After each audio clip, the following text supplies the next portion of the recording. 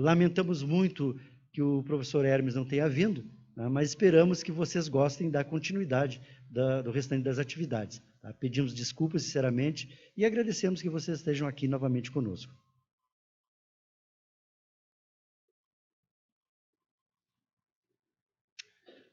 Ok, então vamos dar continuidade. Vamos passar agora para que seria a segunda palestra do dia, com o título Autonomia das Cidades Brasileiras antes da Independência, que será proferida pelo professor Loriel Rocha.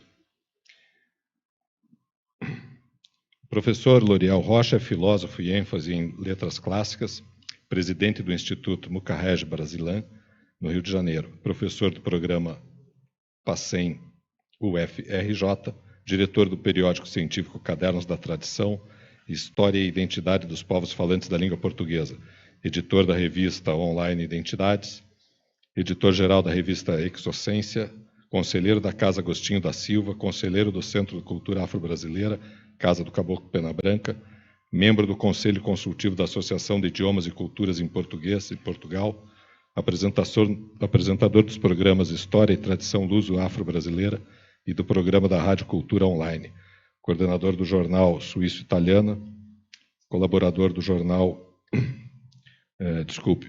pesquisador, professor e escritor de cultura simbólica. Passo a palavra ao professor Loriel.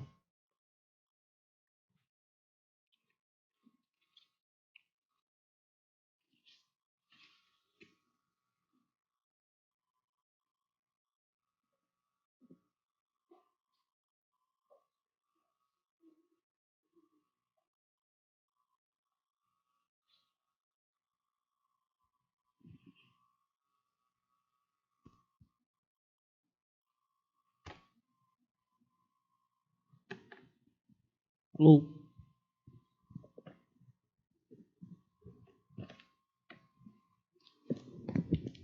Não, eu vou passar lá para baixo depois, só vou dar uma... Boa tarde. Muito obrigado aos organizadores pelo convite.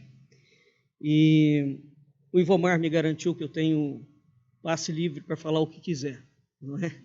Então, eu vou tentar, já que, desafortunadamente, o professor Hermes não pôde estar conosco, eu vou tentar dividir esta apresentação em duas partes. A primeira parte, eu vou fazer um recuo histórico, começando no início da nacionalidade portuguesa, da monarquia portuguesa. Vamos ver o que historicamente, em termos institucionais, da monarquia portuguesa foi transplantado para o Brasil, para depois chegar numa parte fundamental, que é a ideia de que o Brasil não foi colônia de Portugal.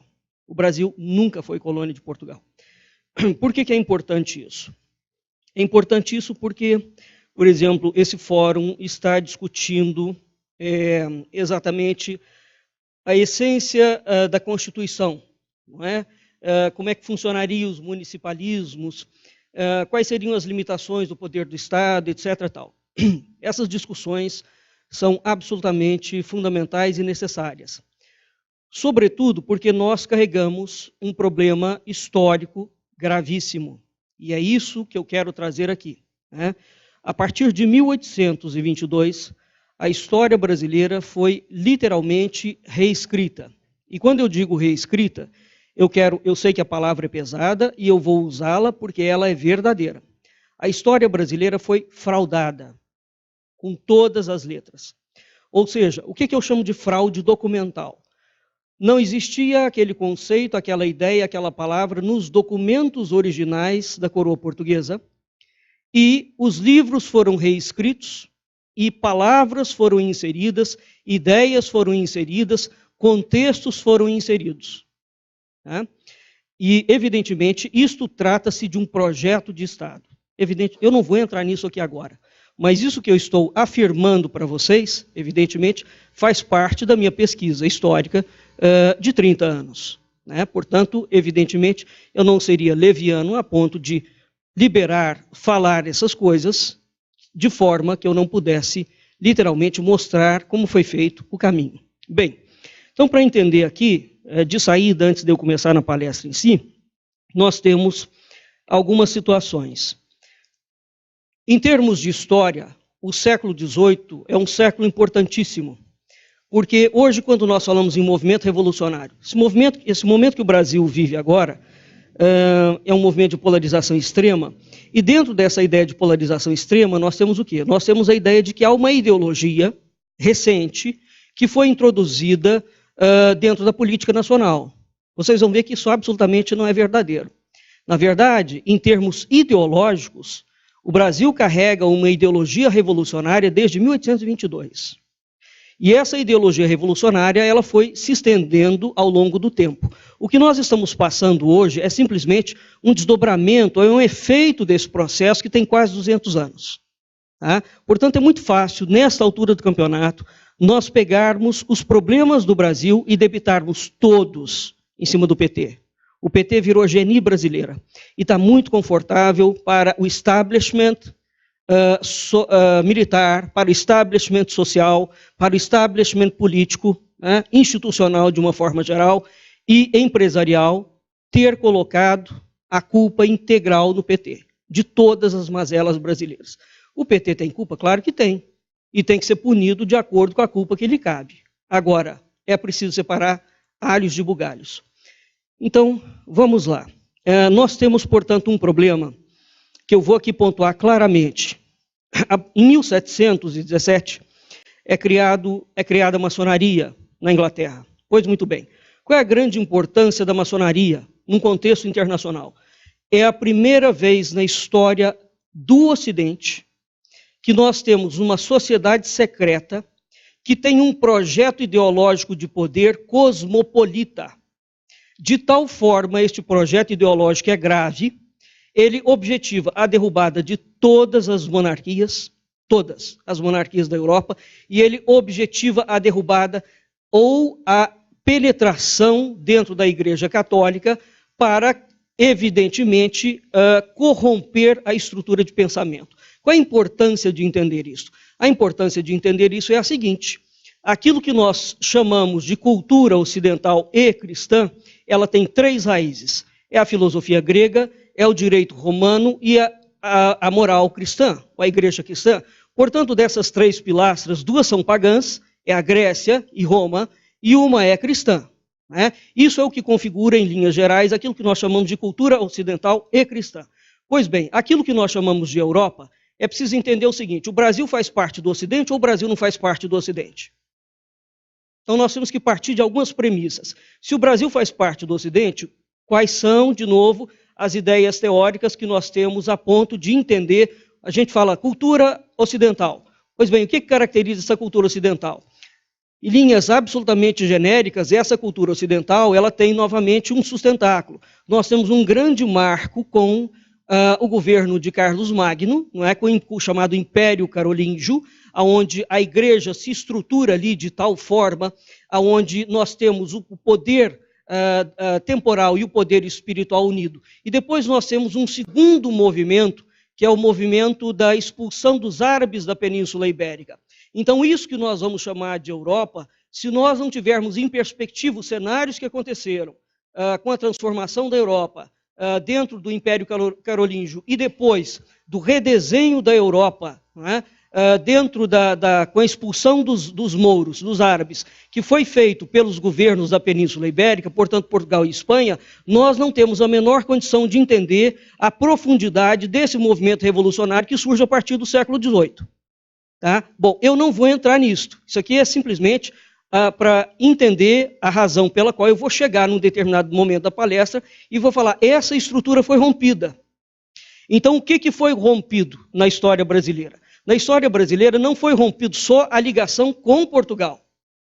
Na história brasileira foi, além da ruptura com a ligação com Portugal, foi instaurado um novo modelo e um modelo ideológico. Esse é o ponto. O PT não me consta que seja o criador da maçonaria. Então, se nós vamos dar nome aos bois, e nós precisamos mesmo. Porque a história brasileira ela tem 4 linhas ideológicas completamente distintas. E essas linhas têm sido reeditadas e reinventadas. Tá certo? Portanto, há uma fraude histórica, há uma fraude cultural, há uma fraude política, e ela é gravíssima. E mais do que grave, ela é profunda. É profunda. Né? Pois bem, então vamos aqui começar. Como é que começa a história de Portugal? Portugal é um país que tem uma história absolutamente... Portugal é um país que tem uma história absolutamente diferente de todos os países da Europa. A historiografia do século XIX criou um hábito, que é aquele hábito de universalizar parâmetros e padrões historiográficos. Isso não existe. Isso é uma forçação de barra, portanto, significa dizer que a história, se na Europa tinha feudalismo, Portugal também tinha feudalismo. Portugal nunca teve feudalismo, para início de conversa. Não é? Então, há um marco historiográfico na forma de ler a história, de fazer história, de compor a história a partir do século XIX, que, de fato, é extremamente problemático. Embora a escola dos anais francesa tenha tentado dar algum redirecionamento diferente, mesmo assim, nós temos que ter muito cuidado em relação a essas linhas. Pois bem, Portugal nasce... há dois Portugais aqui pelos quais eu vou começar. Isso aqui é um quadro onde apresenta, essa é o chamado Milagre de Ourique. Esse é o primeiro rei português. Como é que a nacionalidade portuguesa surge? Há uma visão. O primeiro rei, o príncipe, Dom Afonso Henriques, vê Cristo antes da batalha de Ourique, no Alentejo, que era uma batalha onde ele estava pelejando contra 5 grandes reis mouros. E Cristo aparece para Dom Afonso, fala para ele que ele será ungido rei, para que ele aceitasse aquilo ali. E a partir daquele momento, Cristo fala que olhará pelo rei por 16 gerações depois dele. Isso dá o número 17. Curiosamente, o número 17 é um número que diz respeito à chamada arcatura ontogenética da nação portuguesa e da nação brasileira também. Isso entra dentro de uma teoria que chamamos teoria dos cálculos epilogísticos. Não vou entrar nisso aqui agora. Portugal teve 34 monarcas. Foi a monarquia mais sólida da Europa. Toda essa monarquia durou quase 900 anos. Foi sempre a mesma casa real, distribuída ao longo de 4 dinastias. Tá certo? Então, veja, nós não temos, já a partir disso, nenhum modelo de monarquia europeia que tenha tido essa perenidade. Aí é preciso entender o que fez com que a monarquia portuguesa se diferenciasse. Então, há, historicamente, dados que nos permitem entender esta, digamos, solidez da monarquia portuguesa. Né? Bem, então, Portugal, enquanto nação, emerge a partir de uma visão daquele que seria o primeiro rei português, de Cristo. E Portugal nasce missionado, portanto, a partir desta visão, para cumprir com um projeto cristão da chamada expansão da fé e do império. A palavra império em português não tem nenhuma relação com a ideia de império britânico, não tem nenhuma relação com a ideia de imperialismo americano. A palavra império aqui significa o império do Divino Espírito Santo. Portanto, é um projeto teológico, é um projeto espiritual. Tá? Então, existem vários marcos que nós temos que ter cuidado. Bem, agora, antes da história de Portugal, o que nós vamos ter? Esse aqui é Viriato. Né? Antes de haver Portugal, nós tínhamos a Lusitânia. Então, quando nós vamos estudar a história de Portugal, existem 2 situações que são completamente distintas, mas que tornaram-se complementares. Tá? Esse aqui é o primeiro... Esse aqui é o primeiro rei de Portugal, é Dom Afonso Henriques, e nós temos um guerreiro, esse é um deles, é o Viriato, que era da tribo da Lusitânia. Os lusitanos são conhecidos, a estrutura primitiva antropológica de Portugal é uma estrutura tribal, como era toda a Europa, tá certo?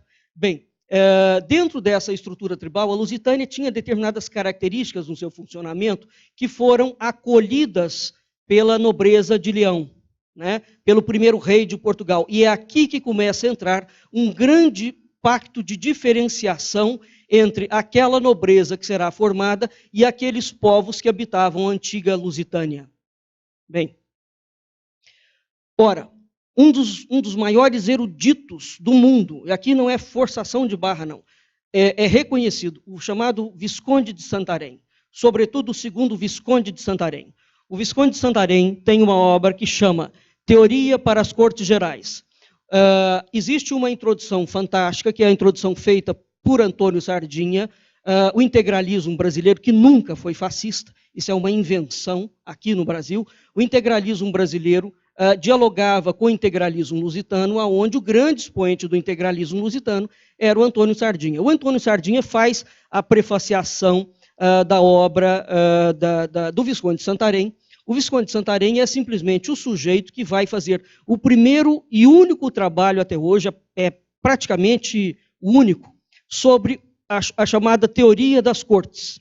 Né? Nós não temos como entender a monarquia portuguesa sem entender cortes. Aquilo que o Império Brasileiro vai fazer, o Império Brasileiro é um império fake, ele não tem cortes. Né? Não existe a chamada instituição da coroa. Esse é um problema gravíssimo. Né? Muito bem, o Visconde de Santarém, nesta obra, que é um calhamaço de erudição formidável, não sei por que de cargas d'água no Brasil não se leu Visconde, não é? Evidentemente, o Visconde, portanto, ele começa essa obra falando de uma coisa absolutamente séria. Qual é a relação que existe entre as instituições e os costumes de um povo?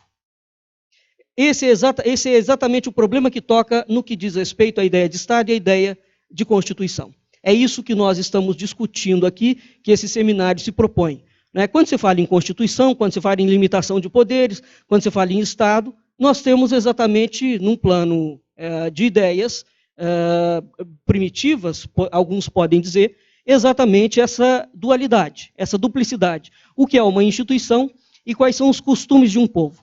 Segundo o Visconde de Santarém, isso é a matéria mais importante de uma nação. Portanto, como é que você faz dialogar o modelo da instituição com os costumes de um povo? Né? Muito bem. Apiano já ilustra, na antiga Roma, que os lusitanos se governavam por leis suas, que eles elegiam os seus chefes em assembleias gerais. Tá? Haja vista os tantanos, os apianos, os veriatos, os sertórios, e vai por aí afora. Então havia, já na antiga Lusitânia, um governo organizado eletivo militar. Eles faziam eleições e era um governo militar. Muito bem. Isso é um ponto fundamental para entender, a partir disso, alguma coisa que nós vamos chamar de monarquia portuguesa. Tá? Além, uma outra questão que o Visconde coloca. A representação dos 3 estados já existia na Lusitânia. E a representação desses 3 estados, quando vira a monarquia portuguesa é a monarquia mais antiga da Europa no que diz respeito à representação dos 3 estados. Nós costumamos muito falar, tecer loas à Inglaterra, tecer loas à França. Antes da Inglaterra e da França criarem aquelas instituições, elas já existiam e funcionavam em Portugal há muito tempo.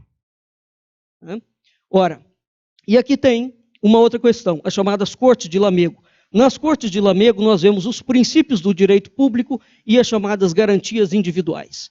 Isso aqui é o ponto de partida para a gente começar essa questão. Então, veja, antes de haver a monarquia portuguesa, nós temos usos e costumes, eleição e uma estrutura militar absolutamente ativa e funcionante, de tal forma que essa estrutura da antiga Lusitânia formavam os clãs na Lusitânia. Né? Então, a Lusitânia inteira tinha clãs. E esses clãs tinham usos e costumes. O que vai acontecer? O primeiro rei de Portugal, Dom Afonso Henriques, quando é sagrado, e ao ser entronizado, ele é entronizado e jura aos reis, aos poderes locais, que ele simplesmente vai manter os poderes locais e, como rei, ele jamais interferirá nos usos e costumes e nas leis. E Portugal nasce a partir disso. Não é? Veja que essa foi, de certa forma, hoje, uma das grandes discussões no painel de manhã, não é? Que é o chamado direito consuetudinário. Portugal já praticava isso. Percebe? Muito bem. O que nós temos aqui? A monarquia medieval em Portugal, ela apresenta características muito específicas. Ela é influenciada pelo direito romano, ela é influenciada pela monarquia goda, de caráter eletivo, mas já havia também a eletividade dos lusitanos, e ela é influenciada pela monarquia de Leão, né, que consagra o princípio da sucessão régia dos reis leoneses. Pois bem, uma outra estrutura, a monarquia tinha um caráter militar, com um pacto senhor feudal e popular. Então, os destinos da construção do Reino de Portugal, eles estavam intimamente ligados não somente ao alargamento e à consolidação da expansão territorial de Portugal, bem como que se fazia via guerra com os muçulmanos, bem como com a reconquista da Península Ibérica, mas ao mesmo tempo consolidava o poder real. Aí é por isso que eu disse que é preciso entender o que estava acontecendo com a Europa naquela altura. Os árabes, quando Carlos Magno cria o grande império carolíngio, os Pirineus, de certa forma, constituem como se fosse um tipo de uma cadeia, né, montanhosa que separa a Europa em dois grandes blocos. Os mouros, por N razões, não por invasões, ao contrário do que nos dizem, os mouros, por N razões, inclusivamente razões ligadas ao antigo Império Romano, porque os mouros foram chamados pelos imperadores romanos para ajudarem a expansão do cristianismo. Muito pouca gente sabe disso. Muito bem, esses mouros eles ficaram durante 700 anos na Europa. Além disso, os mouros dominavam o comércio do Mediterrâneo, que era um comércio, quando nós pensamos em Império Romano, desculpe, o Império Romano é um império que está diretamente ligado à sua atuação no Mediterrâneo. Então, o controle do Mediterrâneo é um ponto fundamental para entender como a Europa se mantinha. Né? Pois bem, de um determinado momento em diante, a partir do tempo em que o Império Romano entra em debacle, os muçulmanos tornam-se os senhores do Mediterrâneo. Então, nós temos uma situação dupla aqui, uma situação que eles haviam herdado da própria estruturação do cristianismo dentro da Europa, e ao mesmo tempo eles foram criando uma rede de comércio, e aquilo começou a dar problema dentro da Europa, certo? Pois bem, quando Carlos Magno contém os árabes, ele faz um acordo com os árabes e deixa os árabes fora do Império Carolíngio. Então os árabes ficam restritos, que eles estavam avançando a Europa dentro, eles ficam restritos para além dos Pirineus. Então eles ficam colocados na Península Ibérica. Muito bem, quando entram os dois povos, as duas coroas peninsulares, digamos genericamente Portugal e Espanha vão retomando a Península Ibérica aos árabes, e em razão desta retomada, que é uma recristianização da Península Ibérica, o que eles vão fazendo? Portugal, e é Portugal, não é Espanha, Portugal vai retomando as áreas de comércio do Mediterrâneo. Então, é Portugal que derruba o poderio econômico financeiro dos árabes, tá certo? Quando Portugal faz isso, Portugal e a Espanha jogam os árabes de volta para a Europa, isso se dá ainda no século XV, e quando Portugal faz isso, Portugal faz o efeito inverso. Portugal pula para a África e adquire o domínio de Ceuta. E dali para cá, dali para lá, portanto, Portugal pega o domínio do Mediterrâneo, Portugal pega o domínio do Atlântico e Portugal faz toda a circunnavegação e chega até as chamadas Índias Orientais. Então, todo o projeto da coroa portuguesa fora do Portugal continental, da plataforma continental europeia, chama-se as Índias. O Brasil estava dentro deste projeto das Índias.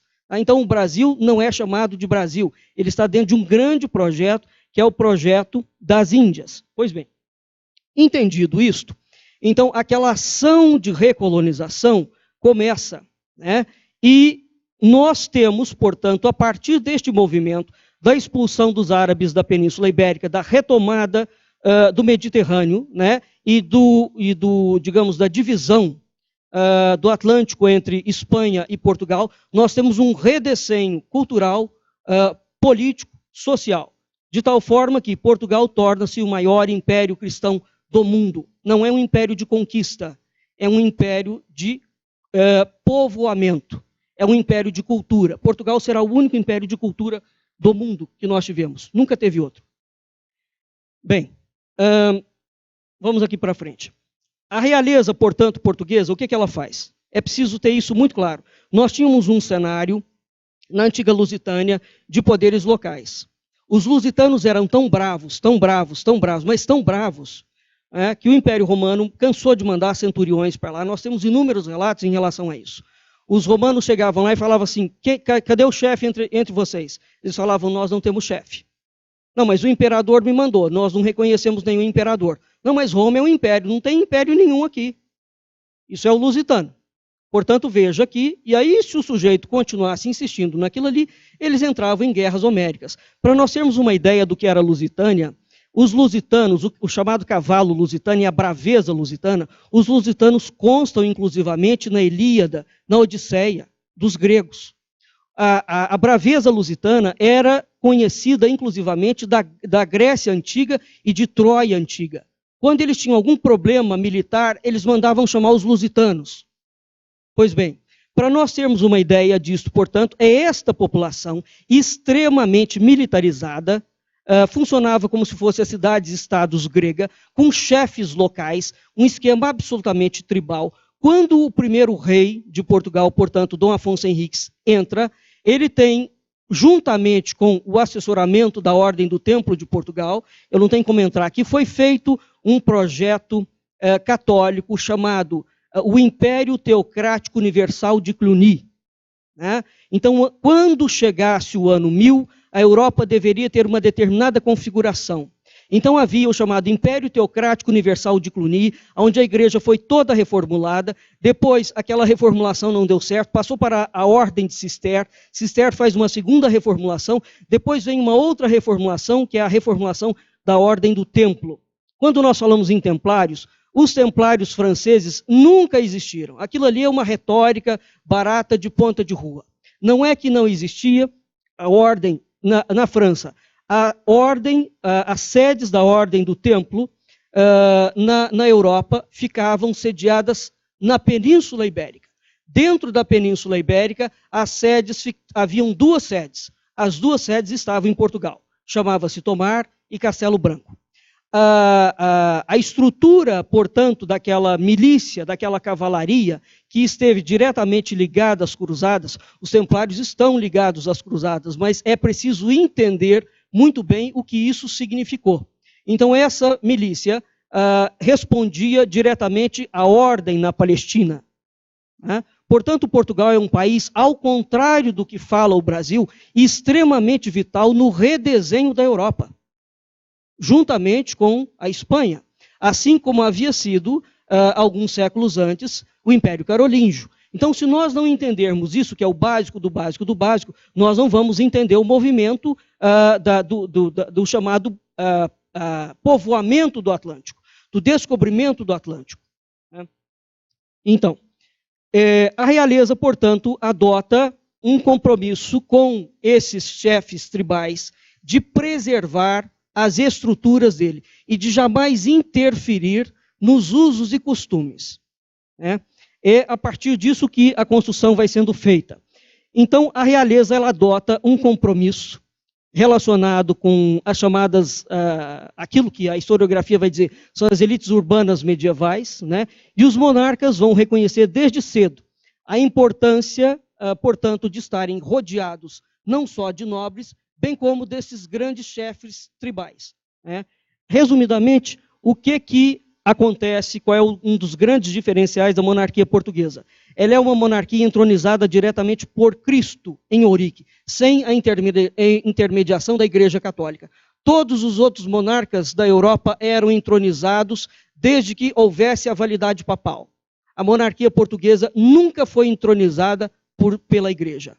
Tá certo? A monarquia portuguesa foi entronizada diretamente por Cristo em Ourique e, portanto, a grande presença, a fortíssima presença religiosa da Igreja Católica, que nós vemos determinando e mandando dentro das outras coroas da monarquia europeia, nós não vemos essa atuação absolutamente em Portugal.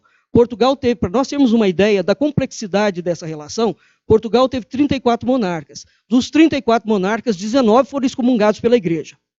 Isso nos dá uma ideia de que a tão propalada catolicidade portuguesa é algo muito mais diferente do que nós podemos pensar. Portugal é um país cristão. Portugal não é um país católico. Isso é completamente diferente.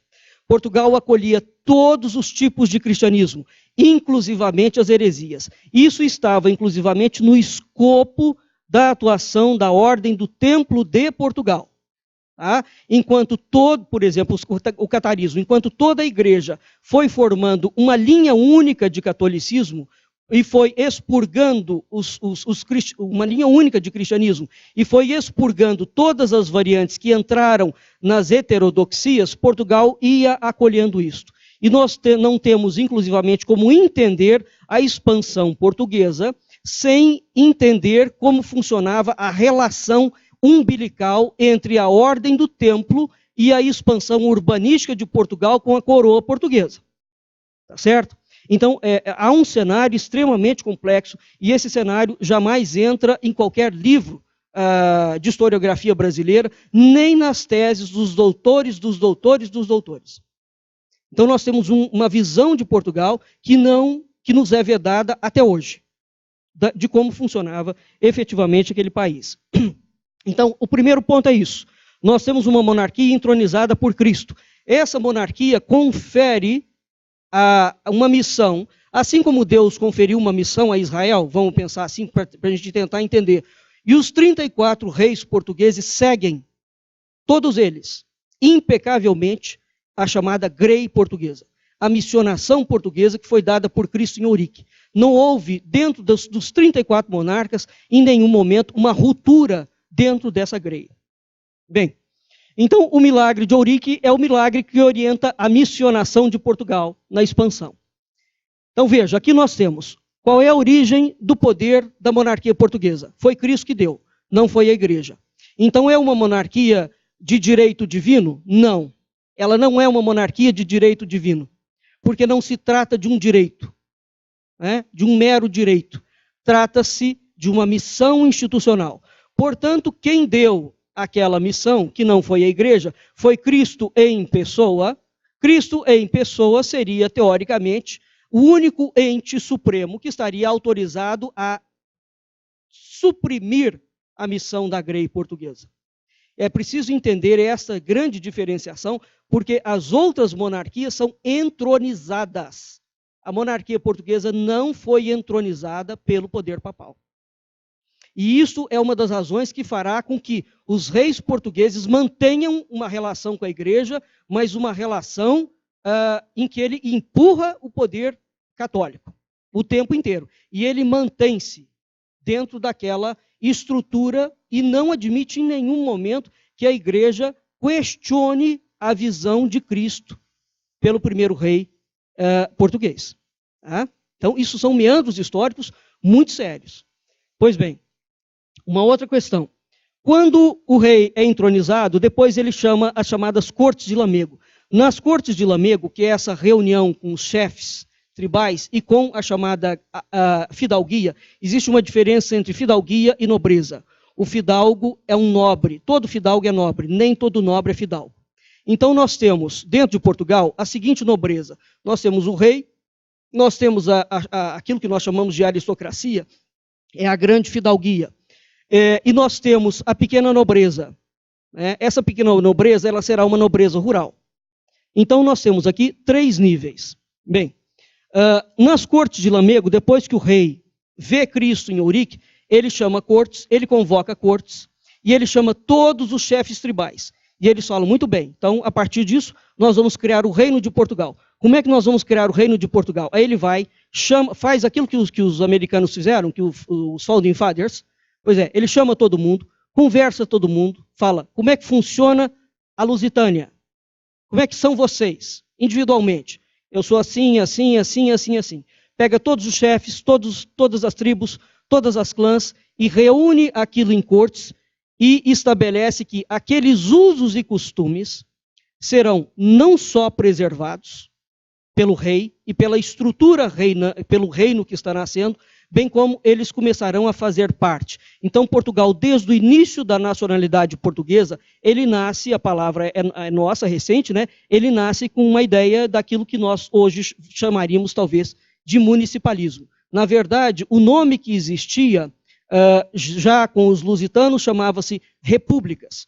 Então, a coroa portuguesa cria as câmaras, né? Mas essas repúblicas eram aquilo que já existia, desde tempos imemoriais.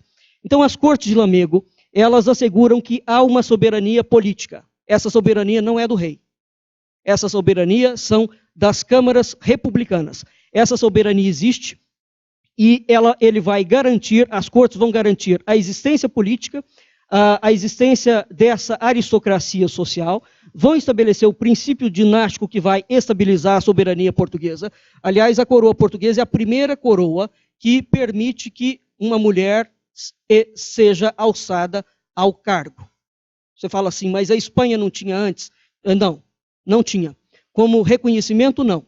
Então, na coroa portuguesa, desde as cortes de Lamego, desde o primeiro rei de Portugal, está assegurado que toda mulher pode ascender ao trono. Bem, e nós temos um sistema representativo extremamente claro. O que se chama cortes em Portugal? Então, como é que o rei português, como é que Portugal se estrutura? O rei português, ele reina e governa, mas ele não administra. Tá? Nunca administrou, desde o início. Ele reina e governa, mas ele não administra. E ele reinava de que forma? Ele reinava sempre junto com cortes. O que eram as cortes? As cortes eram os representantes, junto ao Paço Real, dos seguintes poderes do Estado. A nobreza civil, eclesiástica e militar. E o povo. Aquilo que nós estamos tentando agora, Portugal já tinha, no início da nacionalidade portuguesa. Ok? O povo não era só representado. O povo era o poder do Estado. E não era num discurso, era em fato. Então, haviam duas estruturas que funcionavam em Portugal. Uma era a estrutura do Estado em si, que você tinha as cortes. Evidentemente, o rei tinha determinados poderes que cabiam somente ao poder régio, como, por exemplo, autorizar a morte de uma pessoa. Ninguém podia autorizar, isso era um poder régio. Então, o rei tinha determinadas prerrogativas que os outros poderes não tinham. Não é? Mas o mais importante dessa estrutura, e ela é absolutamente simples de entender, era o seguinte. Nós temos o Estado, que era formado pelas cortes, que era a grande aristocracia, portanto, a fidalguia, aqueles nobres que vinham das coroas europeias ou não, é uma nobreza que está localizada, ela é alçada, ela é titulada, e nós temos aquela nobreza que vinha da Lusitânia. E tinha um segundo plano, que era o plano das chamadas repúblicas municipais. No plano das repúblicas municipais, aí nós temos os poderes locais, efetivamente, que vão gerir as repúblicas. Nenhum poder do Estado poderia interferir na gestão das repúblicas. Não sei, deixa eu ver se eu consigo me fazer entender melhor. Hoje, cada localidade elegia o seu próprio poder e a sua própria representação. Cada localidade. Cada localidade, além de eleger o seu poder jurídico, o executivo, o legislativo e o judiciário, eles eram responsáveis pela administração. Pagava um ou outro tributo ao rei. Mas a administração portuguesa, ao contrário da fraude histórica brasileira, nunca foi centralizada. Ela sempre foi municipal. A partir de 1822 é que essa estrutura é completamente rompida e transfere-se tudo para o poder moderador. Joga tudo para o Estado e joga tudo para a Assembleia. Isso aqui é uma das grandes diferenças que vai acontecer. Muito bem. Dentro desse poder municipal, portanto, então nós temos duas áreas administrativas completamente distintas. Sendo que, quando houvesse, em algum determinado momento, alguma diferenciação entre o que um governador determina e o que a Câmara Municipal determinou, eles podiam acionar o rei diretamente e o rei, via de regra, quase sempre, em 100% dos casos, no caso do Brasil, deliberava a favor da República. O rei nunca foi contra. Por quê? aí é preciso entender este pacto que se faz, que é um pacto tribal, é um pacto familiar, que é feito entre o monarca português e a população da Lusitânia. E esse pacto todos os 34 monarcas mantêm. Então eles sabem que o primeiro rei jura que vai defender os usos e costumes, e a partir daquilo ali, em contrapartida, a população precisava dar apoio ao rei em caso de guerra, de uma série de coisas. É preciso entender que Portugal, nessa época, está guerreando contra os mouros, né? E além de guerrear contra os mouros, ainda tinha todos aqueles problemas internos da Europa de disputas. Então o rei invocava sempre essas lideranças locais, e quando ele invocava, evidentemente que essas lideranças estavam a seu favor. Cada municipalidade, cada município, cada república tinha também, por sua vez, a sua guarda pessoal. Todo mundo podia andar armado, né? Isso que nós estamos querendo agora já existe em Portugal desde o início da nacionalidade portuguesa. De certa forma, tudo que o Brasil está discutindo agora, esse era o modelo antes de 1822. Tá?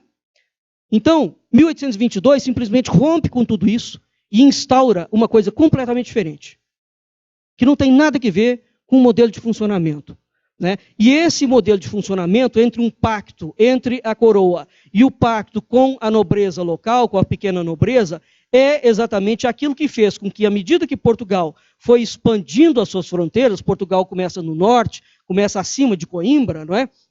Portugal vai expandindo as suas fronteiras em direção ao sul, passa Lisboa, Algarve, Alentejo, e à medida que Portugal expande as suas fronteiras, essas fronteiras nunca mais recuam. Aí você fala, mas qual é, digamos, o grande mistério antropológico, histórico, sociológico, pelo qual Portugal consegue manter as suas fronteiras, expandir as suas fronteiras e assegurar aquelas fronteiras? Veja que o mesmo fenômeno aconteceu com o Brasil. Portugal foi expandindo as fronteiras, expandindo, e não há da população brasileira, das câmaras republicanas, nenhum movimento revolucionário. Você fala, mas quando é que começa a explodir o movimento revolucionário? Todos eles estão ligados ou com ocupações externas, Alemanha, França, Rússia. A Rússia esteve aqui, fez coisas absolutamente escalafobéticas aqui dentro do Brasil. Ninguém fala nisso, no período do Império, no período da coroa portuguesa, desculpe, né? Então é preciso separar as disputas que haviam dos outros países europeus interferindo na administração da coroa portuguesa e os movimentos revolucionários que serão encabeçados pela maçonaria a partir do século XVIII. Exceto nessa circunstância, nunca houve nenhum caso de revolta de uma Câmara Republicana contra a coroa portuguesa, porque a lógica era exatamente a mesma. O povo administrava o seu dinheiro, o povo ganhava os seus poderes e os seus privilégios. É preciso entender o que significa a palavra privilégio naquele contexto, que também não tem nada a ver com a palavra privilégio usada atualmente, para que a gente consiga começar a ter uma percepção de como se articulava esse esquema português. Pois bem, vamos para frente. Deixa eu ver aqui. Sim, desculpe.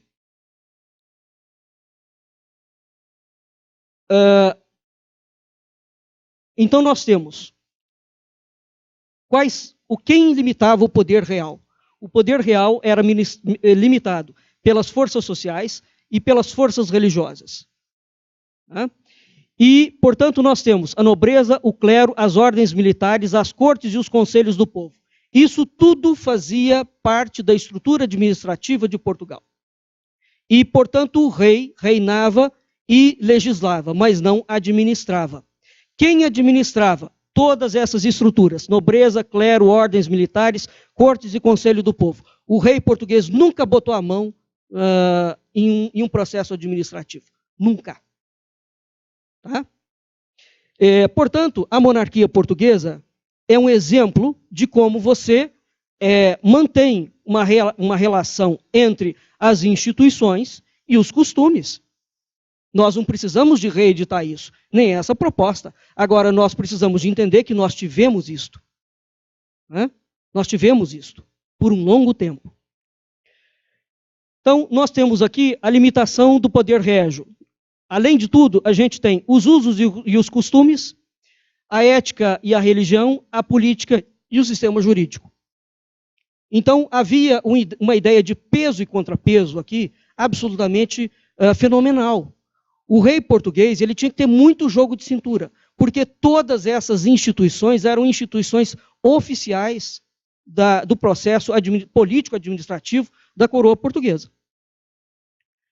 Quais eram os privilégios dados ao monarca? Ele tinha uma parte de administração no que dizia respeito ao Estado, como, por exemplo, liberação de forais, concílios, convocação. É uma administração que não interfere num outro nível de administração.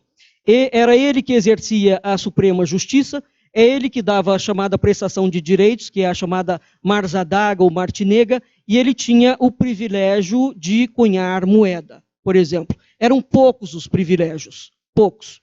Né? Aqui nós temos quais são as 3 fases do domínio de direito e da monarquia. Nós temos o chamado direito consuetudinário. Então, como é que Portugal evolui? Portugal evolui, tinha essas tribos da Lusitânia que tinham seus usos e costumes. Veja, isso é tão importante. Hoje nós estamos aqui, de manhã, por exemplo, a gente viu que até que ponto o Estado vai trazer para dentro do corpo legal a ideia de que o Brasil é majoritariamente cristão.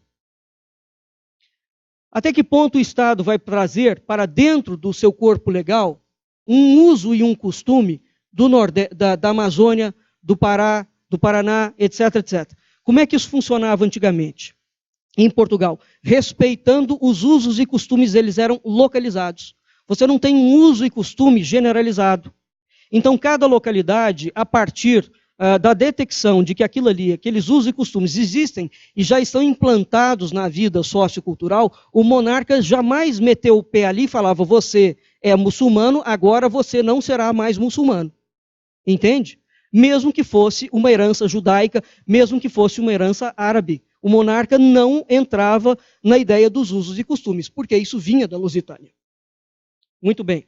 Então, esse é um ponto muito interessante de nós entendermos. Esses usos e costumes, depois, eles se transformaram em lei.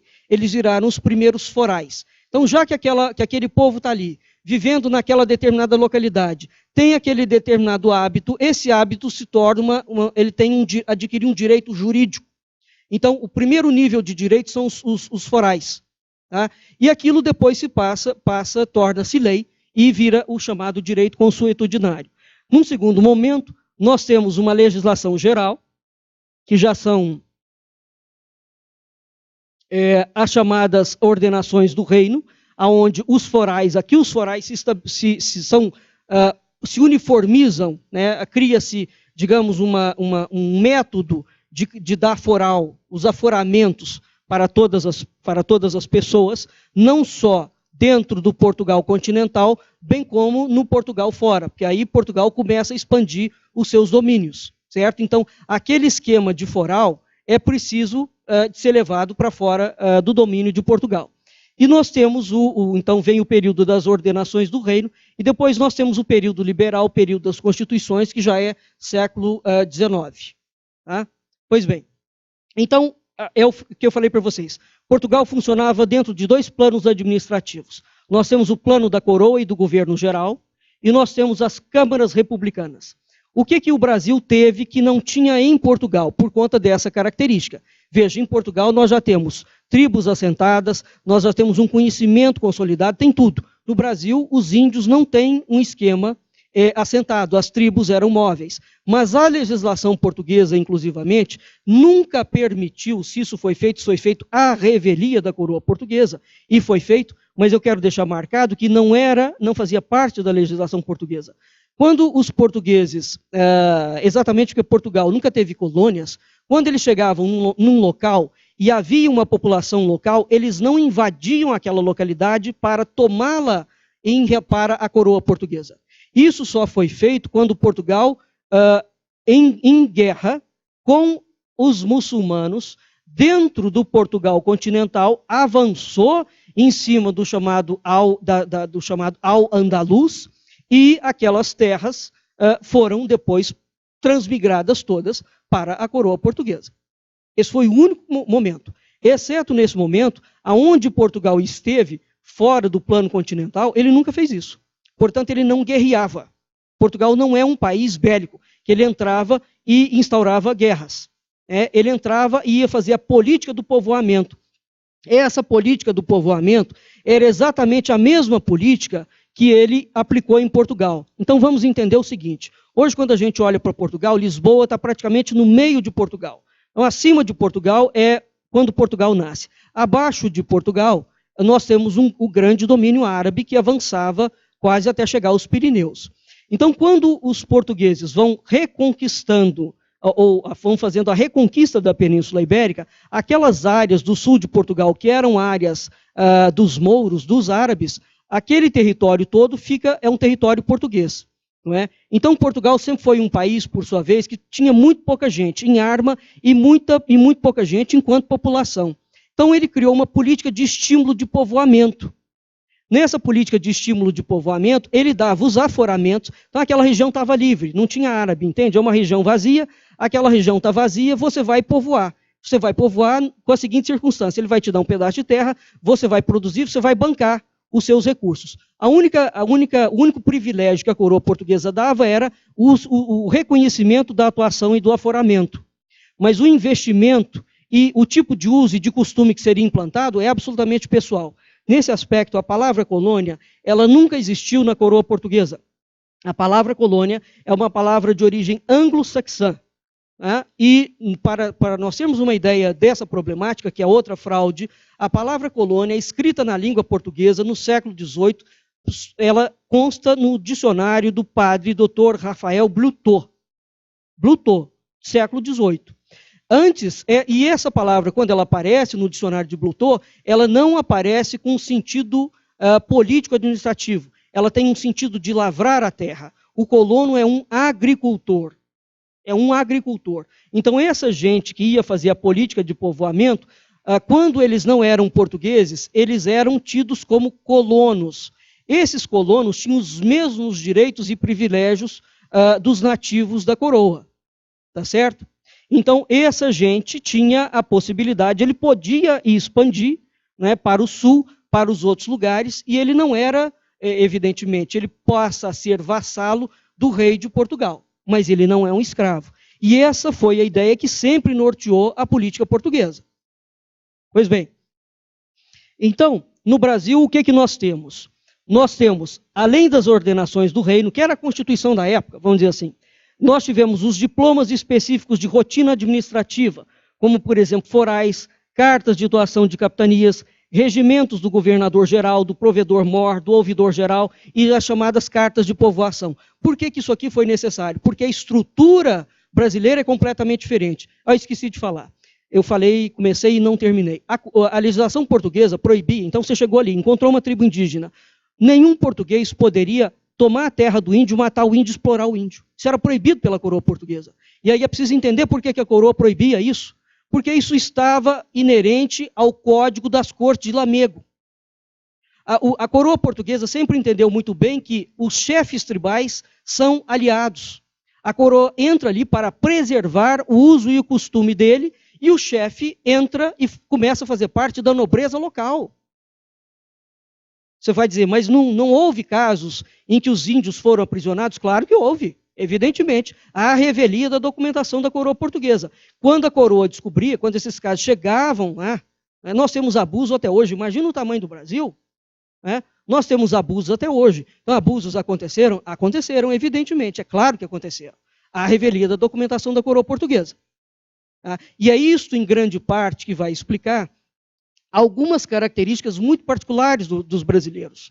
Então, o brasileiro tem, em termos de estrutura normativa, tudo aquilo que existia em Portugal, desde o início da nacionalidade portuguesa, foi transplantada para cá. Mas a nossa realidade aqui existente também era uma realidade diferente. Portugal tentou contemplar essa realidade diferente, tá certo?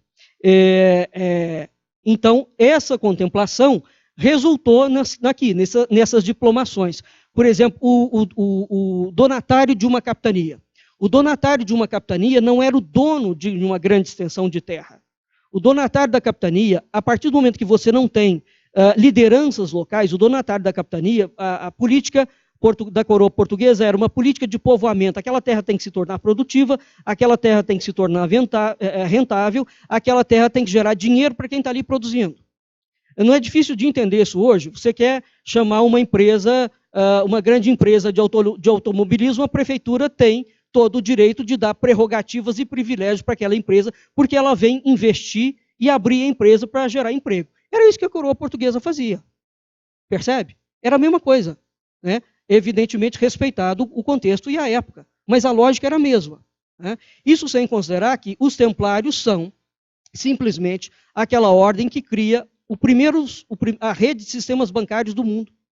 Então, a lógica que movia administrativa, econômica, que sustentava a coroa portuguesa, era uma lógica absolutamente poderosa. Para nós termos uma ideia, Portugal chegou a ter 900 navios. Imagina o que é isso? A coroa com 900 navios. Né? Portugal foi o maior império, a invencível armada, que a Espanha acabou com aquilo ali, mas a armada era toda portuguesa. Então nós não temos hoje a menor ideia do poderio econômico, financeiro, intelectual, cultural que foi Portugal. Né? Há um descaso completo em relação à história de Portugal. Descaso criminoso. A coisa ultrapassa o crime. É preciso entender por quê. A quem isso favorece? Porque a nós é que não está sendo. Né? Bem, então veja, nós temos aqui uma estrutura de povoamento. Essa estrutura de povoamento tem que ter uma lógica. Evidentemente, não havia nenhuma lógica nos índios. Portugal tentou. Uma coisa que ninguém sabe, por exemplo, os jesuítas não falavam a língua portuguesa. Os jesuítas todos aprendiam a falar as línguas indígenas nativas locais e conversavam com os índios na língua deles. Na língua deles. Então, se alguém chegasse e tirasse um índio da sua localidade, e se aquilo chegasse à coroa portuguesa, essa pessoa era punida severamente. Severamente. Repito, os 34 monarcas portugueses não rompiam com o pacto de usos e costumes. Vocês, às vezes, vão ver, por exemplo, nos títulos dos reis portugueses, Dom João VI, rei de Portugal, Brasil e Algarves, senhor da Guiné, senhor da Pérsia, senhor da Índia, papapá, papapá. Então, essa titulação de senhor, o rei tem um determinado domínio, o senhor pode fazer determinadas coisas através de tratos diplomáticos em que ele tem o direito e o usufruto de uma determinada área dentro daquela localidade, conferido a ele pelo poder local. Tá? É assim que funcionava a coroa. Bem, então, aqui eu quero dar uma explicação para quem não sabe. O foro, há uma diferença entre foro e forais. O foro diz respeito a um direito privado. Né? Os forais eram o direito público dos concílios. Então, cada pessoa ela tinha um foro específico. Esse foro era consoante a competência dele. Então, eu sou um mestre de armas, por exemplo, eu sou um ferreiro. Eu tenho um foro específico para o exercício da minha profissão. Tá?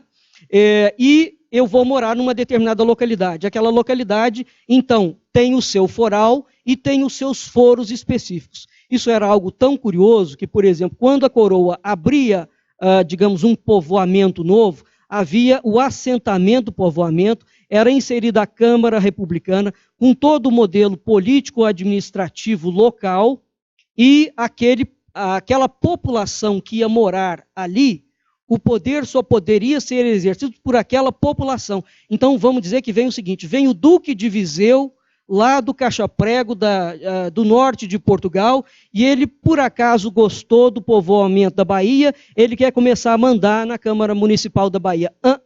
Não pode. Só poderia administrar a Câmara quem era da localidade. Aí vamos dizer que você casou, você é um nobre, um rico, um homem bom, casou com a nobreza local, e você quer administrar. Não podia. Não entrava para ser eleito. Não podia. No período em que a coroa portuguesa vigorou junto com a coroa espanhola, os espanhóis tentaram dar vários caldos nesse esquema. E começou uma esculhambação, evidentemente. Então, isso foi a Espanha, em grande medida, que começou, de certa forma, a bombardear esse esquema. Mas, mesmo assim, ele prevaleceu até 1822, tá? De uma forma bastante rigorosa. Então, há 4 tipos de forais, que são as cartas de povoação, onde você vai estabelecer a existência e a relação dos conselhos com a nação. Isso é um pacto social. Então, veja, Portugal está vindo, o Brasil não tem conselho, não tem cidade, os índios são migrantes, é preciso entender, então é preciso de dar uma carta de foral, né, uma carta de povoamento. Aquela carta de povoamento ela tem que respeitar usos e costumes.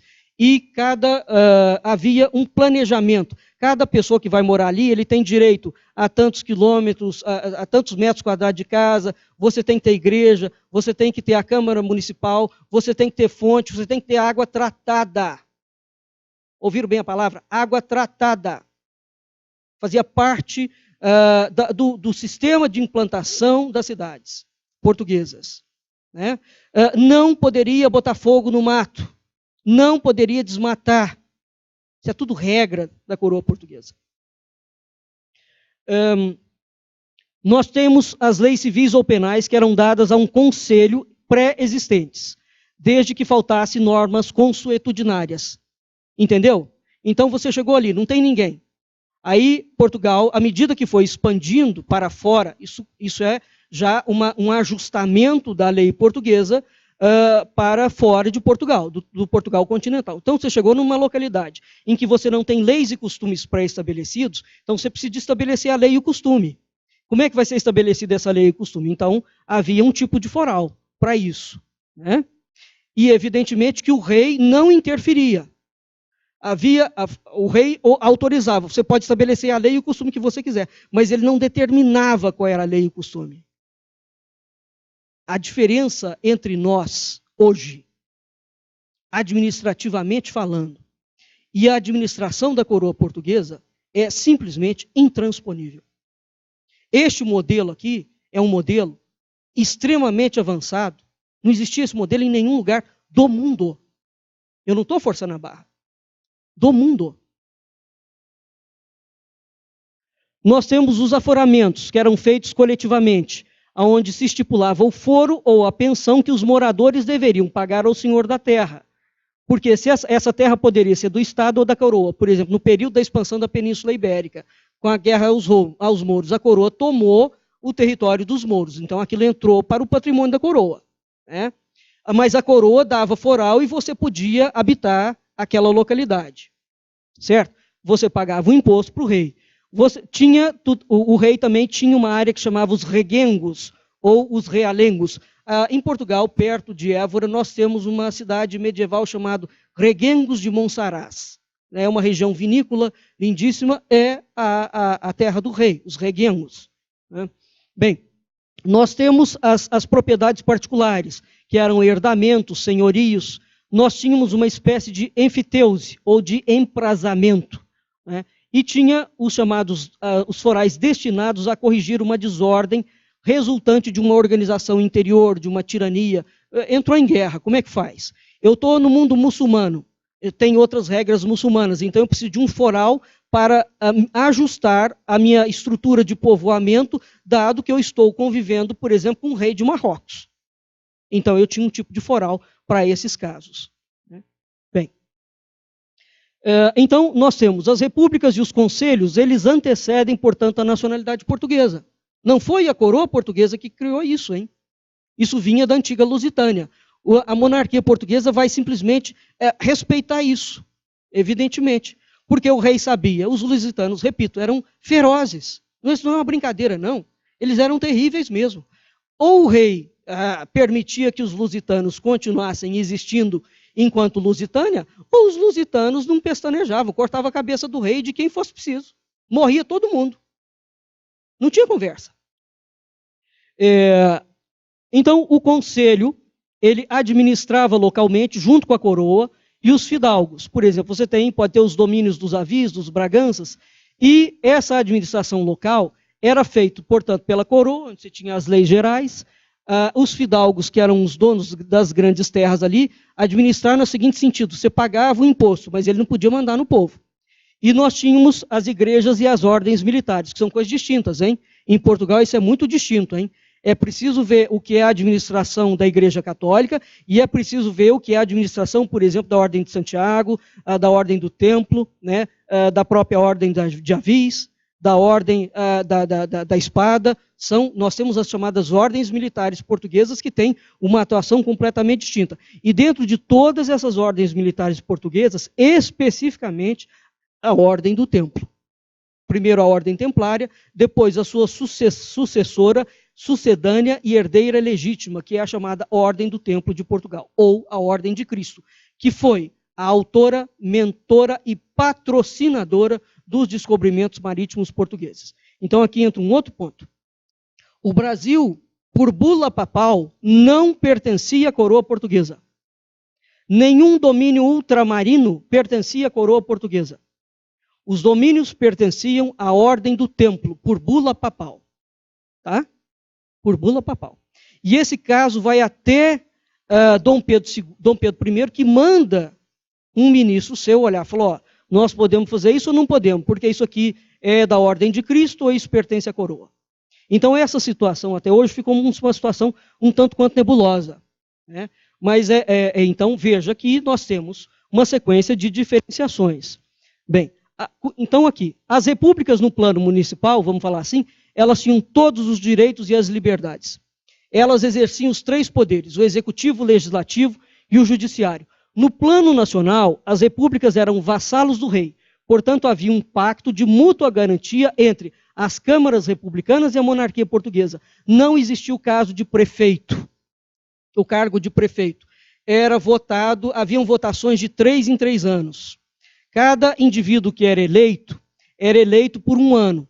Só que eram eleitos 6 pessoas ao mesmo tempo. Cada um faria aquela gestão durante 1 ano. Uma medida fantástica da coroa portuguesa. Aquele sujeito que vai ser um oficial municipal, naquele momento, ele tem o seu patrimônio bloqueado, caso ele roubasse.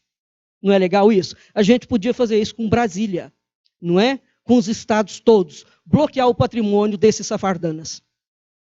Porque se eles roubarem, pronto. Né? Então a coroa fazia isso de antemão. O seu patrimônio está bloqueado.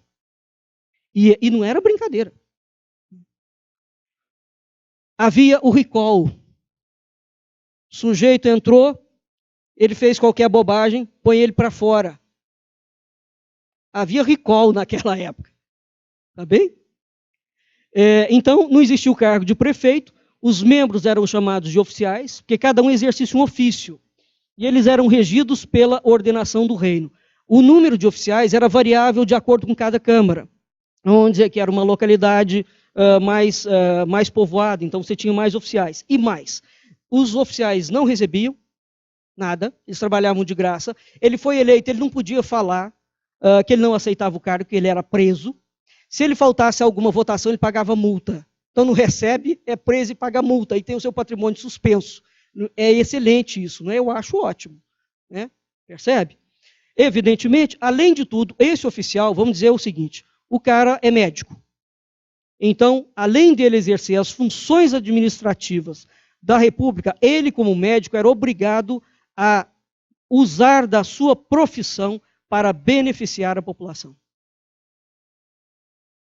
É igualzinho hoje, não é? Pois é. Quais eram os cargos? Votava-se para juiz, vereador e procurador das câmaras. Eram esses indivíduos que eram eleitos. Somente a nobreza local, aqui é que entra novamente, pode ser eleita, eram os chamados homens bons. Mas é a nobreza local. Não interessa se você é o duque de Bragança, o cara mais rico da Europa, você não dá pitaco naquela república. Você não tem como dar carteirada na república municipal. Você é preso. É preciso entender isso. O Estado não manda no município. Tá? O município tem uma completa autonomia. É claro que isso vai, evidentemente, tem prós e contras a nível de hoje. Não é um modelo que você possa fazer. Mas veja, olha que naquela altura, isso vigorou durante, você pega do século XIII até o século XIX. Isso vigorou 700 anos, ué. Veja que o modelo tem que ter alguma coisa, sobretudo porque quem eram os homens bons? Os homens bons eram aqueles homens que eram os melhores, no sentido de melhor mesmo. Qual era o cara mais probo, qual era o sujeito mais sério, qual é o sujeito mais ético, qual é o sujeito mais comprometido. Hoje nós não temos um deputado comprometido com moral, com bons costumes, com ser exemplo. Porque essa ideia, o exemplo não parte de cima, parte sim, senhor. Ele parte de cima, de baixo, do lado, ele parte de qualquer lado. Ele tem que ser mantido. E os homens públicos hoje não têm responsabilidade com a coisa pública. E essa responsabilidade ela não é meramente administrativa, ela é moral. E para isso ele não precisa de estabelecer que a moral dele é que vai vigir. Está completamente equivocado o esquema. Eu não quero saber de político mandando, dando a eles, políticos, a autoridade para dizer se eu posso ou não bater no meu filho. Quem decide isso é um critério meu. Agora, cabe a ele ser um indivíduo moral dentro do exercício do poder dele. Na minha família mando eu. Na minha família mando eu. Então esse esquema tribal é um esquema fantástico. O rei não manda. Agora, em compensação, coletivamente, quando eu for para o coletivo, a minha vida em coletivo exige que eu tenha a mesma estrutura moral disciplinar. Porque partia-se do pressuposto que o coletivo, nós temos que dar o melhor de nós dentro da coletividade. Se eu for mal educado, que eu seja mal educado em casa. Eu solto todos os leões dentro de casa. Fora não. Fora eu estou em público. Eu estou dentro da res pública. Ora, portanto, não só incorreto, como é um pensamento totalitário, comunista, socialista, essa ideia de que o Estado tem que ditar normas, regras e morais. O Estado não tem que ditar nada. Tem que ficar no canto dele e deixar o povo viver a sua vida, que é o que a doutora Fabiana hoje falou. Então, ninguém tem que ditar norma moral para ninguém. E esse problema começou aqui dentro do Brasil. Isso é extremamente preocupante. É muito preocupante, porque isso é pensamento totalitário na veia. Ora, o que nós temos? Então, os juízes, você tinha dois tipos de juízes. Tá? Então, pessoas de fora não podiam ocupar nenhum cargo na Câmara. Nenhum. É preciso entender isso. A Dilma Rousseff não podia fazer o que ela fez. A criatura está domiciliada no Rio de Janeiro e sai candidata a senadora na canetada por Minas Gerais. Isso não existia. O Brasil acabou. O Brasil está acabado. Nós tínhamos dois tipos de juiz. O juiz ordinário, que era da vara vermelha, eles eram eleitos pelo povo. E os juízes de fora, que era a vara branca. Essa ideia da gente, do judiciário, vara isso, vara aquilo, vem do direito português. Então, ora, o que acontecia? O juiz era o juiz da vara vermelha, que era o chamado juiz ordinário, que era o juiz da Câmara, é uma função administrativa. Ele era eleito pelo povo. Não era na canetada do rei, não. Quando tinha algum problema, se tinha algum problema, vinha o juiz de fora, que era o juiz do Estado, que era o juiz real. Mas acontecia a seguinte situação. Se o juiz de fora chegou e não concordou por um acaso com alguma determinação que o juiz ordinário deu, se o juiz de fora tentasse dar uma canetada, uma varada no juiz ordinário, o juiz ordinário poderia recorrer junto ao rei, diretamente ao rei, não é? E o rei anulava, em 100% dos casos, as decisões do juiz de fora. Porque o rei não desrespeitava a autonomia local. Beleza, não é? Na época da coroa portuguesa, o Supremo Tribunal Federal não poderia nunca fazer o que ele fez com a Lava Jato, por exemplo. O poder está em Curitiba. Está em Curitiba, meu nego. Você não mexe nele. É assim, entendeu? Então, os juízes eram eleitos, você tinha os cargos de vereadores, o cargo está estabelecido no livro 1, no título 66 das ordenações do reino. Os vereadores, a eles cabia o regimento das terras e das obras dos conselhos e de tudo que eles pudessem saber e entender para bem beneficiar os moradores do conselho. E eles pagavam multa se faltasse a sessão da Câmara. Então, todos esses caras, o cara é engenheiro, ele é médico, você tem ideia que está povoando. Está povoando, não tem nada, é um descampado. Então, se o sujeito é engenheiro, ele tem que entrar com o conhecimento dele de engenharia para ajudar a fazer as obras para o bem público. Essa era a lógica que norteava. Tá certo? Foram transplantadas, portanto, as denominações, os usos, os costumes e as normas jurídicas das ordenações do reino para o Brasil. Tudo que existia em Portugal foi transplantado para cá, rigorosamente tudo. E aquilo que tinha aqui e não tinha Portugal, a coroa portuguesa, evidentemente, criou a sua estrutura. Então, os cargos de governança só podiam ser exercidos pelos fora. a coroa portuguesa. A coroa portuguesa não admitia interferência externa no seu poder. Inclusivamente, por exemplo, se houvesse, no caso de uma mulher, chegar ao cargo de rainha, isso está estabelecido nas cortes de Lamego, ela não poderia jamais casar com um príncipe que fosse de fora. Ele tinha que ser português. Por quê? Com isso a coroa evitava que outras coroas dessem golpe de Estado, matasse a rainha. Então a coroa portuguesa pensou em tudo, ela blindou a sua estrutura. Na ordem do Templo de Portugal, só entrava para a ordem do Templo de Portugal, só era admitido como templário em Portugal quem era português. Nunca entrou um indivíduo de fora. Portugal foi um país absolutamente nacionalista nesse aspecto. Percebe?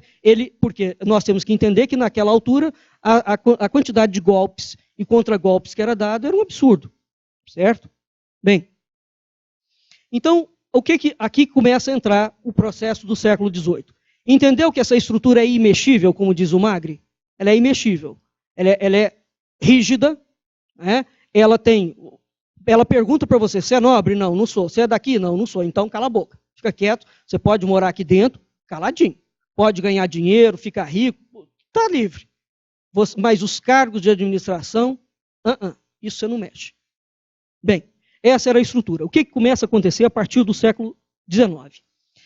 Há uma nobreza, uma burguesia desejosa de ocupar os cargos públicos. Portanto, eles queriam ser membro da nobreza local. Então, eles falam assim, eu posso comprar um título? Não, não pode. Eu posso ser vereador? Não, não pode. Eu posso ser juiz? Não, não pode. Procurador? Não pode nada. Você pode ganhar dinheiro. Ganha dinheiro, fica muito rico, faz o que você quiser. Mas você não mete a mão na administração. É preciso entender esta lógica. Então, esses indivíduos começam a se organizar em lojas, né, ou em academias, e começa a surgir o movimento revolucionário, que é o que eu falei da maçonaria, onde ele objetiva reunir todas as repúblicas em uma só república num plano nacional, formando o Estado e derrubando as monarquias. Isso aqui é o que deu origem à independência brasileira. Então veja, quantas repúblicas tinham no Brasil? Inúmeras. Inúmeras.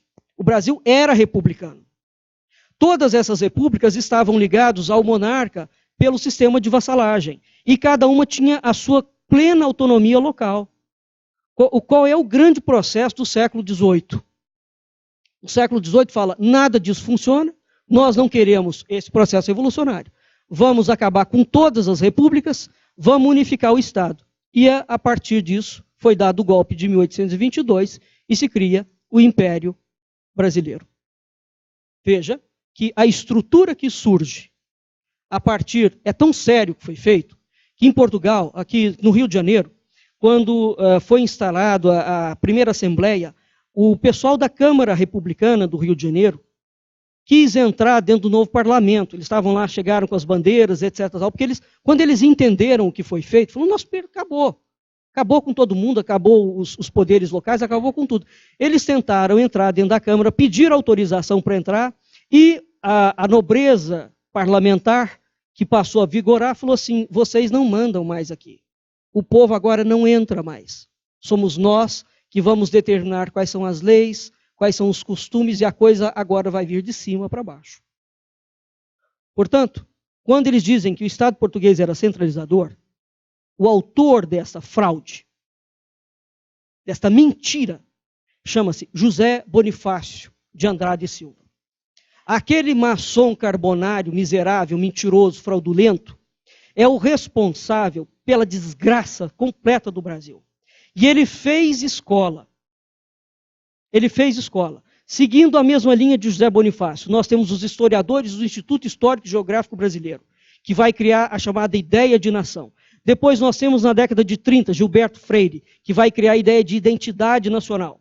Depois nós temos Sérgio Buarque de Holanda e nós temos Raimundo Faoro, tá certo? Essas são, em linhas gerais, as 4 grandes linhas de historiografia, os 4 grandes homens que vão nortear toda a concepção. E mais, são eles que vão criar a ideia de que Portugal tinha uma elite corrupta, uma nobreza burra, e que o Estado português era patrimonialista. O Estado português nunca foi patrimonialista, a elite portuguesa nunca foi burra, e o Estado português nunca foi inchado. Isso é uma construção do século XIX. Então, é preciso ter, se nós vamos refundar o Brasil, e é preciso que ele seja refundado, portanto, ou nós vamos olhar para o nosso passado histórico com sinceridade corajosa, para entender o tamanho do crime que foi cometido por uma estrutura revolucionária cosmopolita de cariz internacional, que foi a maçonaria, sim, senhor. Ela foi responsável pela destruição do modelo da Europa e pela implementação de um outro modelo de Estado. Este é o modelo que desgraçou com o mundo inteiro. No nosso caso específico, isso não tem nenhuma relação com a coroa portuguesa. Tá? Ainda tenho tempo? Quanto tempo? 5 minutos. Vou concluir. Para começar as perguntas, ok. Eu vou concluir aqui. Então, aqui é a imagem das cortes de Lamego, tá? Do juramento, veja que é viriato, né? E o símbolo da coroa. Então, o juramento das cortes de Lamego, o monarca que ascendia ao trono, ele garantia que manteria os usos e os costumes do povo e os foros da nação. Tá certo? Bem, só para vocês entenderem. Isso aqui, esse é o anjo custódio de Portugal. É a entidade tutelar protetora do reino, que era a nossa entidade tutelar. Quando aconteceu o golpe da independência, a entidade tutelar protetora do Brasil é essa aqui, chama-se Vitória da Legitimidade. É uma entidade maçônica. Tá bem? Então, esse quadro é absolutamente dramático e verdadeiro, porque nós temos a Vitória da Legitimidade aqui com todos os símbolos maçônicos aqui atrás, e aqui ela está pisando em cima do anjo custódio do reino. A monarquia foi pisada. Portanto, aquilo que se chama de império, quem deu o golpe em cima da própria coroa? Dom Pedro I e José Bonifácio. Aquilo que vai se chamar de império, primeiro, não tem nenhuma relação com a coroa portuguesa. Segundo, é um império maçônico. Terceiro, não é uma coroa. É uma farsa maçônica que manteve um membro da dinastia de Bragança coroado, para não dar muito nas vistas. Embora eles tivessem discutido isso bastante. Nós vamos matar o Pedro, nós vamos mandar ele de volta. Resolveram que era mais lucro, para não dar muito nas vistas, o golpe de Estado, manter um membro da Casa de Bragança. Mas aquilo ali não tem nada a ver com a história de Portugal. Dom Pedro I é um traidor, sem sombra de dúvidas. Agora, por que o sujeito dá um golpe nele mesmo? Porque ele era o herdeiro presuntivo da Casa Imperial, da Casa Real Portuguesa. Ninguém para pensar nisso. Por que ele deu um golpe nele mesmo? Qual é a lógica do sujeito se ele é o herdeiro do maior império cristão do mundo? Ninguém para pensar nisso. O que norteou o camarada a fazer aquilo? Não é? Muito bem. Aqui, desculpe, aqui eu já estou terminando. Para quem se interessar, algumas obras em relação a isso tudo que eu falei. Diogo Lopes Ribeiro, chama-se Do Governo da República pelo Rei, em 1496. 1496. Esse é o Diogo Lopes, é o mais antigo tratadista de direito peninsular. Tá?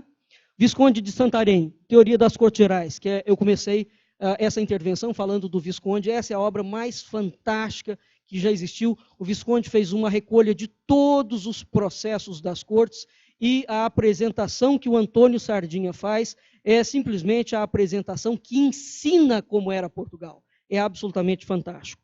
Né? Nós temos Henrique da Gama Barros, que é a história da administração pública em Portugal dos séculos XII a XV. Paulo Mereia, estudos do direito visigótico. É preciso entender o que ficou, inclusive o processo de alçamento dos reis, isso vem do direito visigótico. Né? Nós temos o Luiz da Silva Pereira Oliveira, Privilégios da Nobreza e Fidalguia em Portugal. Sem ler isso aqui, nós não entendemos como é que funcionava o esquema das câmaras republicanas, por exemplo. Né? Temos o brasileiro José Pedro Galvão de Souza, Introdução à História do Direito Político Português. Eu acho que eu deixei um outro ali. Sim. Manuel Rodrigues Ferreira, que foi, junto com seu irmão, Tito Livre Ferreira, foram os dois grandes autores que desmontaram a mentira e a fraude histórica de José Bonifácio, de que o Brasil havia sido colônia de Portugal. Né? E aqui, agora realmente finalizando, esses dois grandes livros, para nós entendermos a Crônica do Imperador Clarimundo e do Diogo Lopes, que eu já referi, do Governo e da República. São livros completamente distintos, mas esses livros mostram claramente como deveria ser a educação de um príncipe e como a educação do príncipe deveria preservar os usos e os costumes dos povos. E, mais, nenhum príncipe era direito de ostentar este título se ele não respeitasse o uso e o costume do seu povo. Tá bem? Bem, então, eu tenho 100 e tantos slides. Evidentemente, o meu tempo já acabou, mas eu acho que deu para vocês terem uma ideia menos que mínima de como a história que nos é ensinada não tem relação com a história de Portugal.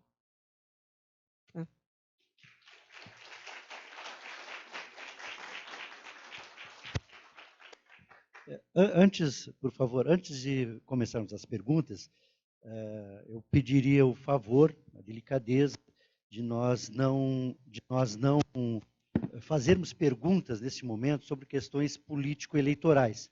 Tá? Nós estamos num fórum, né? As pessoas que estão aqui, como já vimos de manhã, são pessoas de várias linhas, de vários pensamentos, né? E como é um fórum, nós respeitamos a liberdade de expressão. As pessoas têm pensamento diferente justamente para falar, e aqui é o espaço onde elas podem falar livremente. Tá? Então, isso para o federalismo é essencial. Mas, nesse momento, nós vivemos um momento muito tenso, então eu solicito a delicadeza de nós não fazermos perguntas sobre questões político-eleitorais, tá? Para evitarmos qualquer constrangimento. Tá? Até porque algumas pessoas podem defender ideias diferentes, tá? Então, peço que se atenham estritamente à questão que foi colocada aqui, que é uma questão histórica. Tá? Vou entregar, então, para o Dr. José Stelli para fazer a pergunta. Eu fiquei impressionado com o fato que muitas das minhas ideias para uma nova Constituição e também para novas leis se aproximam, de certo modo, do que foi dito aí a respeito dessa organização de Portugal, né? E na Grécia Antiga existiam semelhantes maneiras de proteger as liberdades. Por exemplo, eu tenho a impressão que, não sei se foi em Atenas ou em uma cidade lá do norte, eu estou tão cansado, não consigo nem me lembrar, em que era proibido uma pessoa fazer alguém na Câmara Municipal ou alguma pessoa sugerir, por exemplo, qualquer medida que fosse de cunho agressivo contra qualquer outra pessoa na sociedade. Isso incluía, por exemplo, qualquer coisa que se referisse à elevação de impostos fora da lei, por exemplo, né? Porque a pessoa ou era multada ou era aprisionada por ter feito o tipo de... Hoje em dia, por exemplo, para ganhar a eleição, você pode simplesmente prometer para todo mundo que vai confiscar a propriedade de todos os ricos e dar para os pobres, né? Isso era proibido por lei. Você não podia apresentar esse tipo de medida numa Assembleia. Era considerado um ato agressivo e punível por severas multas ou até por aprisionamento, né?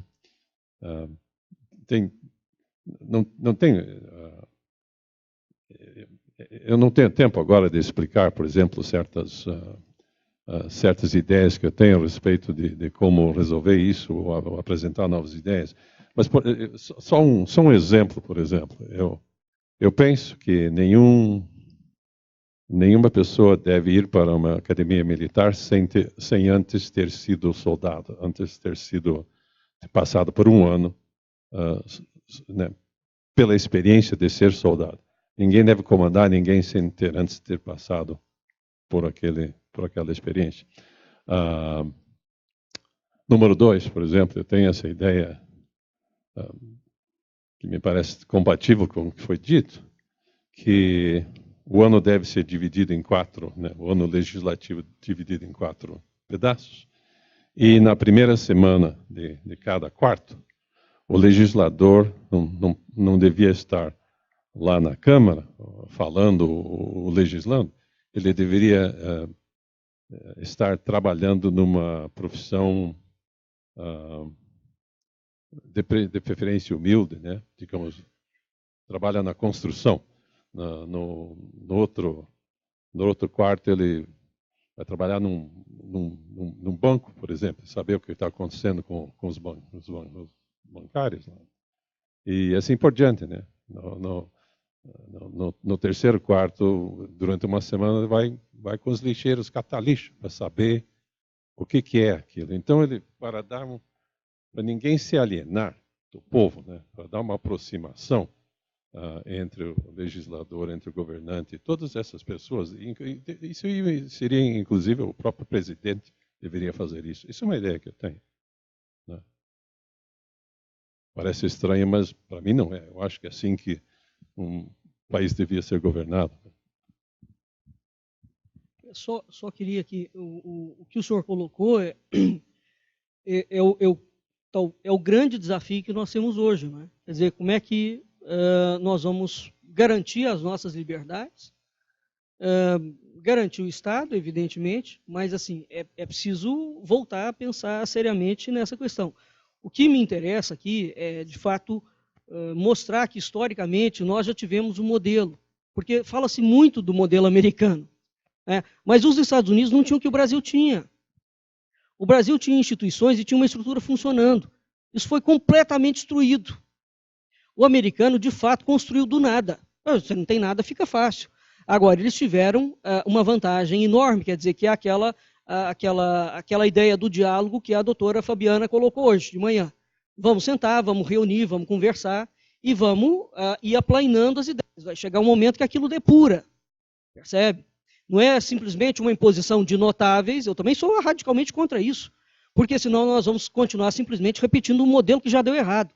E o pior, ele deu errado por 7 vezes. Nós vamos repetir a 8ª vez? Não faz o menor sentido uma coisa dessa.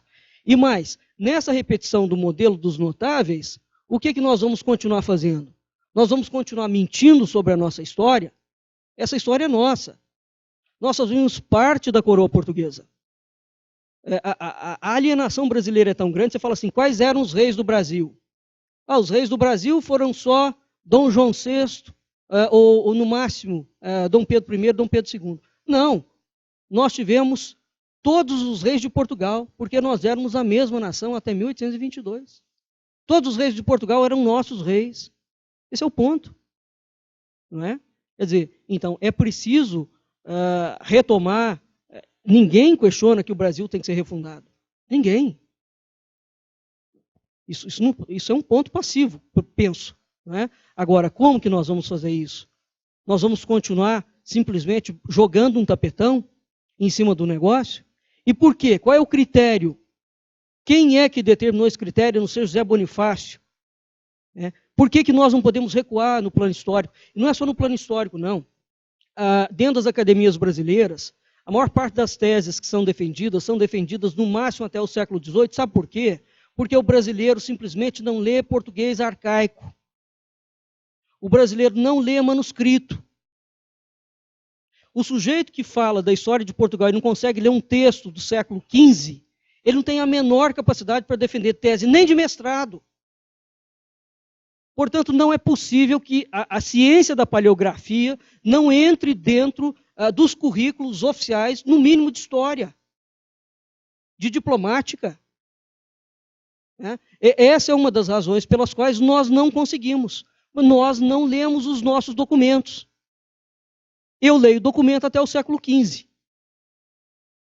É o mínimo que nós podemos fazer. Porque senão, como é que eu vou entender? E, evidentemente, Portugal tem indivíduos fantásticos nessa área.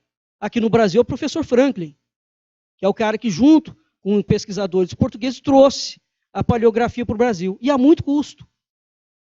Então, nós precisamos, sim, de ter aquela decência, de fazer como os americanos fizeram, olhar para o nosso passado com frontalidade corajosa, vendo os nossos defeitos e as nossas virtudes, e sem escamotear a informação, por mais dolorosa que ela seja. É assim que eu vejo, pelo menos. Parabéns, professor L'Oreal. Achei fantástica a tua apresentação, muito boa mesmo, tá? São basicamente duas perguntas que eu gostaria de deixar aqui, né?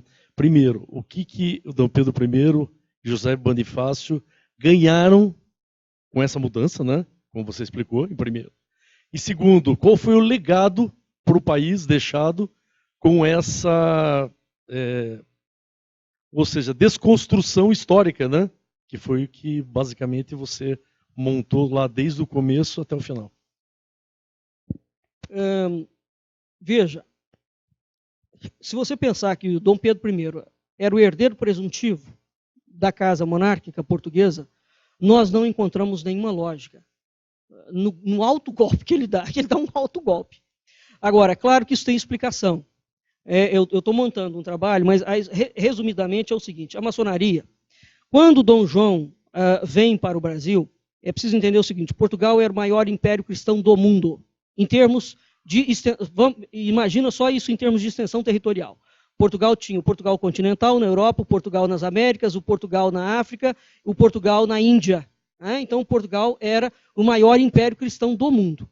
Bem, Napoleão, quando vai expandindo o seu domínio, Napoleão retoma o projeto da Revolução Francesa, não é? E tenta implementar aquilo que se chama de República Maçônica Universal. Bem, nessa implementação da República Maçônica Universal, Napoleão faz um trato com a Espanha e fala: olha, eu preciso de tomar Portugal. Porque quando ele toma Portugal, a Espanha era dona de outra grande parte das Américas. Então vamos entender o seguinte: se Napoleão tomasse, ele tomava o mundo inteiro. Percebeu que é um projeto de governo mundial? Dá para entender a lógica? É um projeto de governo mundial, absolutamente poderoso. Então esse projeto de governo mundial, ele precisava de chegar a Portugal. Portugal era, em termos de extensão, muito mais poderoso do que a Espanha. Mas uma vez que Napoleão faz um acordo com a Espanha fala: tudo bem, eu quero uma parte de Portugal, uma parte do reino. O Napoleão fala: beleza, te dou, pode vir. Mas eu preciso, então ele precisava, para chegar a Portugal, ele não podia ir pelo Mediterrâneo. Ele queria ir via terra.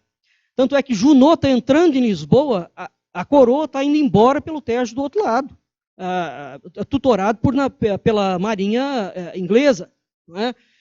Então, mas Napoleão trai o rei espanhol. Napoleão entra na Espanha, que Napoleão promete dividir Portugal em 3 pedaços. Um pedaço fica para a França, um pedaço vai para um principado turco, um pedaço vai para a Espanha. Portugal seria retalhada em 3 países. Dom João já sabia disso há muito tempo. Tanto é que Dom João tem vários tratados. A diplomacia portuguesa é extremamente eficiente, já sabia daquele negócio, já tinha tratativas com a Inglaterra para a coroa migrar para o Brasil, certo?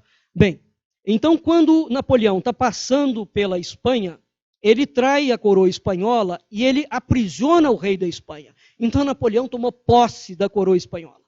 Quando ele entra em Portugal, o rei espanhol já está preso, portanto. Uma vez que o rei espanhol está preso, as Américas, parte substancial da América Latina já pertence à França. É preciso entender isso. Quando ele entra em Portugal, o rei português migra com a coroa. Aqui é que entra o sentido primordial de entender o que é uma monarquia. Isso que Dom Pedro criou não é uma monarquia, porque não tem a instituição que se chama coroa. Nós não temos coroa e nós não temos cortes. Tá? Isso que se cria a partir de 1822 é uma pilhéria, é uma bufonice sem precedentes. Sem precedentes. Quando Dom João migra, na condição de príncipe regente, migra o quê? Migra a coroa. Você não pode tomar um país sem tomar a coroa. É isso que aconteceu.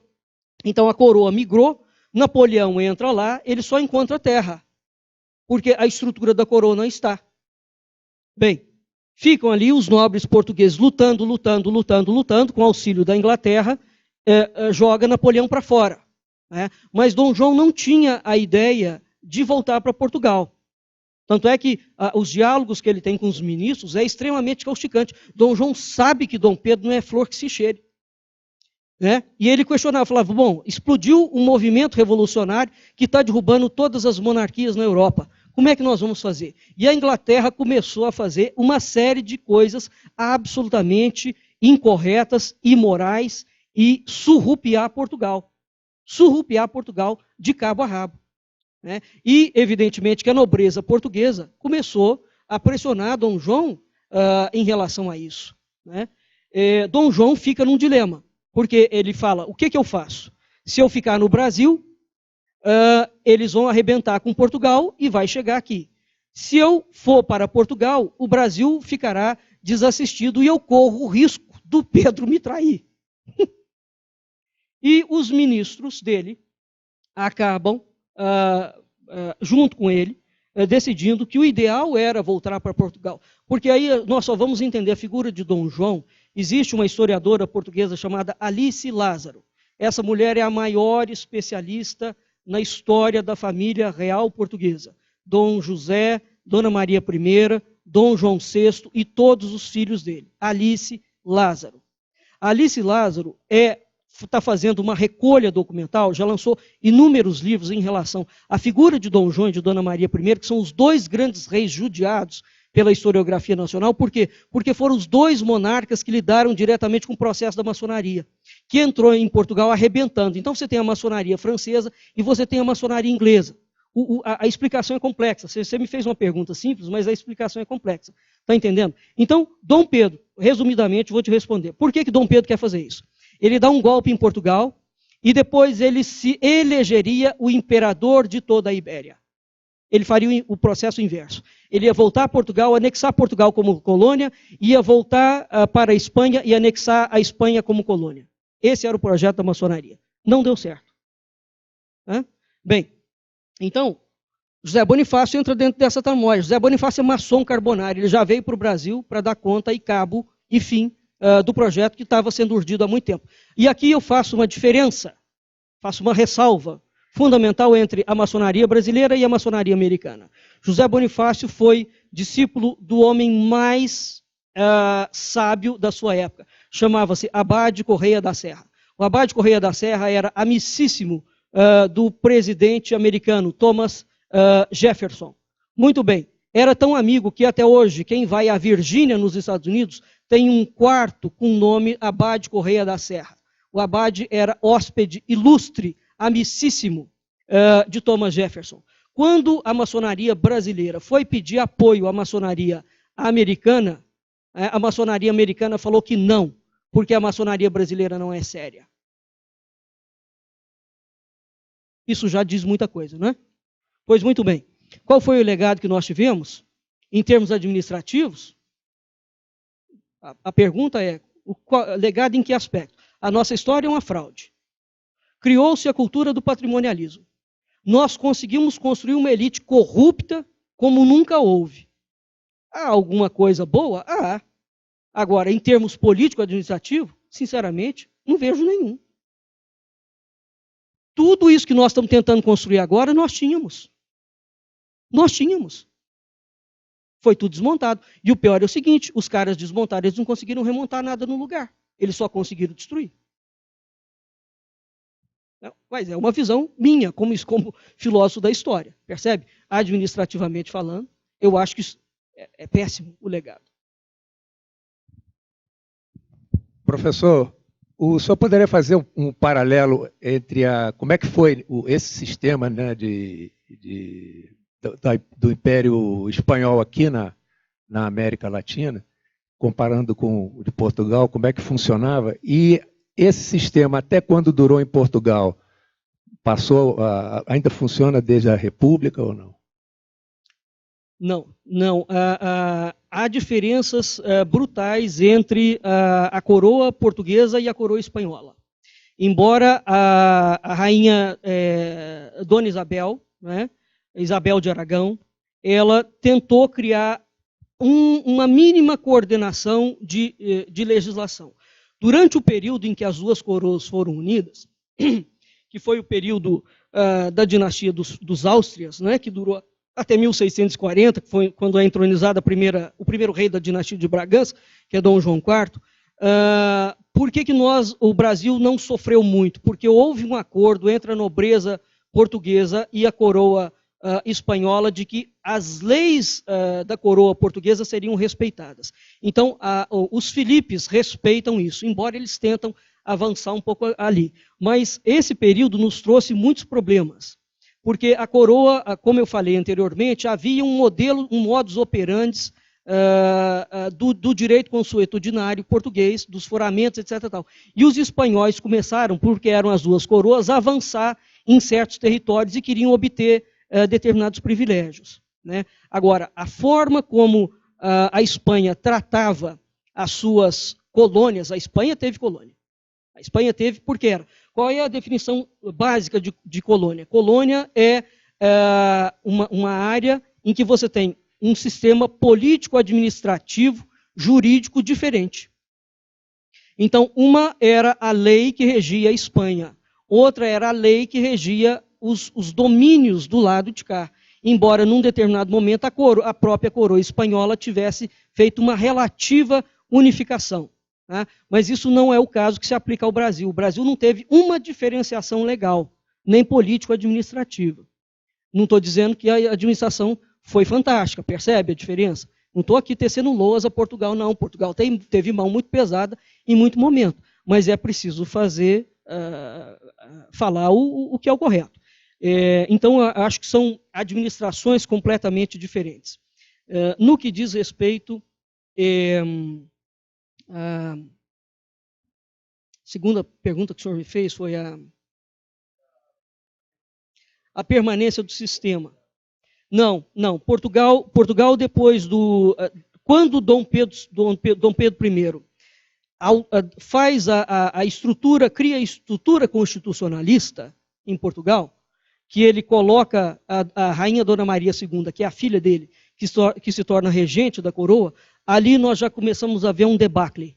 Né? Mas a coroa portuguesa mantém a sua estrutura de cortes. Mantém, mas já com um constitucionalismo anexado e que trouxe problemas. A República, não. A República, quando ela se instaura, ela rompe completamente com isso. Tanto lá quanto aqui. Não tem nada que ver. A diferença é que Portugal vai manter, a todo custo, a ideia de cortes. O que eu penso que aconteceria se a maçonaria não tivesse metido a mão onde ela não deveria ter metido? A monarquia portuguesa e brasileira teria se conformado, adquirido os contornos, de certa forma, que adquiriu a monarquia inglesa. Porque essa era a ideia que estava regendo a cabeça de Dona Maria I e de Dom João VI. Então, nós teríamos uma monarquia constitucionalista, mas uma monarquia com cortes. Tá certo? Porque era inevitável, não tinha como deter o processo revolucionário. E os monarcas portugueses sabiam muito bem disso. Dom João era um homem muito ilustrado, muito erudito, muito calmo. Isso que hoje se colocou aqui, por exemplo, de você ouvir posições completamente distintas, quando nós vamos ver tanto Dom João, os monarcas portugueses, mas especificamente Dom João e Dona Maria, todos os assessores deles, eles eram praticamente um inimigos do outro. Um pensava banana, o outro pensava roda de carro. Eles não convergiam em nada, absolutamente nada. Dom João ouvia a todos eles, e aí ele se trancava no quarto, ficava dias e dias e dias trancado com a mãe, discutindo. Mas ele fazia questão de ter visões completamente distintas na sua equipe, para ele ter exatamente uma visão radial do processo. Você vê que isso é um tipo de pensamento que nenhum presidente hoje no Brasil tem. Os caras só querem todo mundo que pensa igual. É um problema, porque o mundo é múltiplo, né? Vamos, então, à última pergunta. Boa tarde, professor.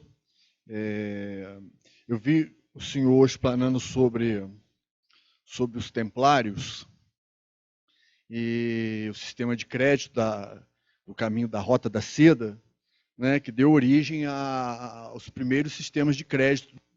Isso. Eu gostaria de fazer uma pergunta que ficou assim um pouco vago para mim. Você disse que a coroa portuguesa não permitia que houvessem infiltrados na sua estrutura de governo. E provavelmente isso se estendeu também para os Cavaleiros de Cristo. Pois é, eu gostaria de saber se no momento em seguidos, se houve alguma fuga e se dentro dessa fuga essa turma dos Cavaleiros Templários vieram para o Brasil e conseguiram fundar uma ordem aqui. O senhor tem conhecimento disso, de alguma coisa? Nós somos os responsáveis pelos maiores volumes de publicação sobre a Ordem do Templo, que existe dentro dos povos falantes de língua portuguesa. Não, nunca vieram. Veja bem, aquilo que acontece na França não tem nada a ver com a coroa portuguesa. Tá? Então é preciso separar. Há dois momentos. Você tem a chamada Ordem do Templo, que é a Ordem Templária, cuja sede estava na Palestina. Nós só vamos entender a história da Ordem do Templo, como eu falei para vocês, baseado num projeto da Igreja Católica, que era o chamado Projeto Teocrático Universal de Cluny. Sem entender o que foi o Projeto Teocrático Universal de Cluny, qual era o modelo de Europa e de igreja que a Igreja Católica tinha, nós não vamos entender. Então, esse projeto teve 3 fases. Foi implantado por Cluny, foi implantado por Cister e tentou-se implantar pela Ordem do Templo. Para implantar o projeto Teocrático Universal de Cluny, eles escolheram um piloto, uma zona piloto. Essa zona piloto foi exatamente a Península Ibérica. A Península Ibérica. Muito bem. Quando nós falamos hoje em projeto de domínio global, em que você vai fundir o poder temporal com o poder espiritual, esse era o poder da Igreja de Roma. Naquela altura, ela fundiria o poder temporal com o poder espiritual. Então, eles tentaram fazer esse modelo na Península Ibérica. Quando entram os templários, a aparição da Ordem do Templo, falam para nós, por exemplo, que dos 9 cavaleiros do Templo, quase todos eram franceses. Mentira pura. Dos 9 cavaleiros da Ordem do Templo, 5 eram da Península Ibérica. 2 eram franceses. Tá? Então, a Ordem do Templo, quando ela emerge, e a emersão dela é um fato absolutamente misterioso, sabe-se, consegue-se simplesmente fazer alguma detecção daquilo ali, quando ela já emerge como um poder brutal. Poder brutal. Né? Agora, ela não tem a finalidade, ao contrário do que nos dizem, de ficar guiando peregrinos. Muito pelo contrário, eles ficam lá fazendo algumas outras coisas que ninguém explica muito bem o que é na Palestina, com uma conexão direta em Portugal. Quando a Ordem do Templo, depois que o projeto de Cluny não deu certo, Cister não deu certo, a Ordem do Templo entra no esquema. Quando a Ordem do Templo entra no esquema, ela mete a mão na cara da igreja e fala, vamos parar por aqui. Tá? Ela faz uma paragem e fala assim, nada desse negócio de governo mundial. Não aceitamos isso. E a igreja estava perseguindo todas as facções cristãs heterodoxas. A Ordem do Templo fala, isso está nos estatutos da Ordem, nós não perseguimos nenhum cristão, nenhum, de nenhuma modalidade. Acolhemos todos eles. Então, a situação político-administrativa, militar e guerreira da Ordem do Templo é uma coisa completamente distinta. E aquele projeto piloto que já havia sido tentado em Leão, Aragão, Navarra, né, que já estava na Espanha, deu inúmeros problemas. Quando o rei de Portugal, Dom Afonso Henriques, assessorado por templários, né, vai criar a monarquia portuguesa, vai entronizar a monarquia portuguesa, a relação da coroa portuguesa com a Ordem do Templo, a coroa falou, deu problema aqui, aqui, aqui, aqui, aqui. Então, para evitar os problemas, porque a Ordem ficou poderosíssima, a Ordem chegou um momento em que ela metia o dedo na cara dos reis e falava, você faz isso ou eu te mato. Né? Então, a coisa saiu do controle. Quando o primeiro rei de Portugal viu, ele falou, não, vamos fazer o seguinte, aqui a Ordem entra com essa, com essa, com essa, com essa, com essa. Então, a monarquia portuguesa estabeleceu uma sequência de regras para conter o poder da Ordem. E é isso que fez com que a monarquia portuguesa obrigou a Ordem a trabalhar junto com ela. A Ordem do Templo, nos outros reinos peninsulares, ela, num determinado momento, trabalhava contra as coroas. Então a formação urbanística, territorial, etc., de Portugal, é uma formação completamente diferente, porque eles domam a Ordem do Templo. Muito bem. Isso, quando um dos critérios para conter a Ordem é isso, não entra ninguém que não seja português. A Ordem é nacionalizada, com todas as implicações disso. E mais, O grão-mestre, antes nos outros lugares, era mandado via Palestina e era um grão-mestre que não era da localidade. Não é? Os reis portugueses falaram, não, todo grão-mestre é português e o grão-mestre da Palestina não tem autorização de escolher o grão-mestre português que não passe pela autorização régia. Né? Então a coroa portuguesa criou uma série de limites. A razão pela qual a ordem do templo é extinta é extremamente complexa, ela é extinta. Aquilo que acontece na Espanha não tem nenhuma relação com o que acontece em Portugal. Nada, nada, nada.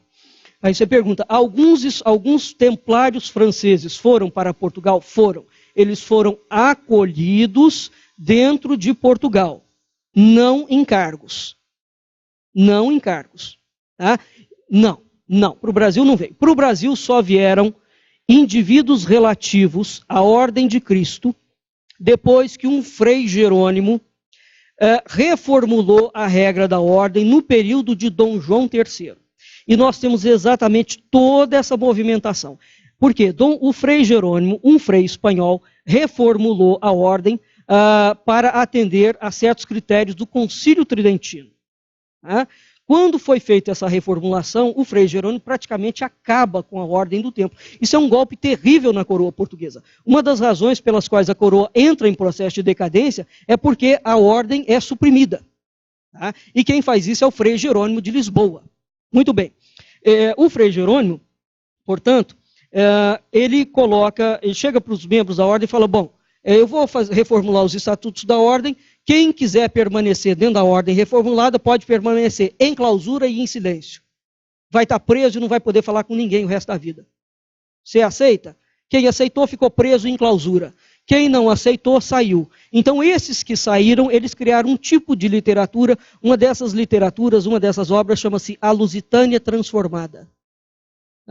Então, eles criaram um tipo de literatura em que a gente consegue ir refazendo esse rastro desses membros que eram os templários. A gente pensa que os templários eram muitos. Não, os templários, hoje nós sabemos que, ao longo de toda a trajetória templária, eles nunca ultrapassaram 2.000 membros. Os templários verdadeiros. O templário verdadeiro ele tinha que ter um juramento trino. Juramento de obediência, castidade e pobreza. Então você tem, por exemplo, os reis de Portugal, o primeiro rei, ele é templário, só que ele não tem o juramento nem de pobreza, nem de castidade, evidentemente. Então ele se chama um irmão da ordem. Então é preciso entender essas flutuações. Tá? Mas assim, o que permanece? Então nós temos a chamada ordem de Cristo, mesmo reformulada, que é aquela ordem que permanece como herdeira e sucedânea legítima da ordem do templo. Essa ordem vem até o Brasil. Agora, esses templários remanescentes, antes da reformulação da regra por Frei Antônio de Lisboa, não. Teve esses indivíduos da ordem de Cristo que vieram para o Brasil. E foram poucos, tá? Mas eles vieram. Não é preciso separar a ordem de Cristo da ordem do templo. Está entendendo?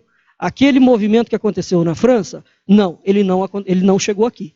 Quem veio para cá, né, e que fica aqui pelas calendas da história, inclusive alguns deles nós temos registros envolvidos no processo da mineração. Não sei se respondi.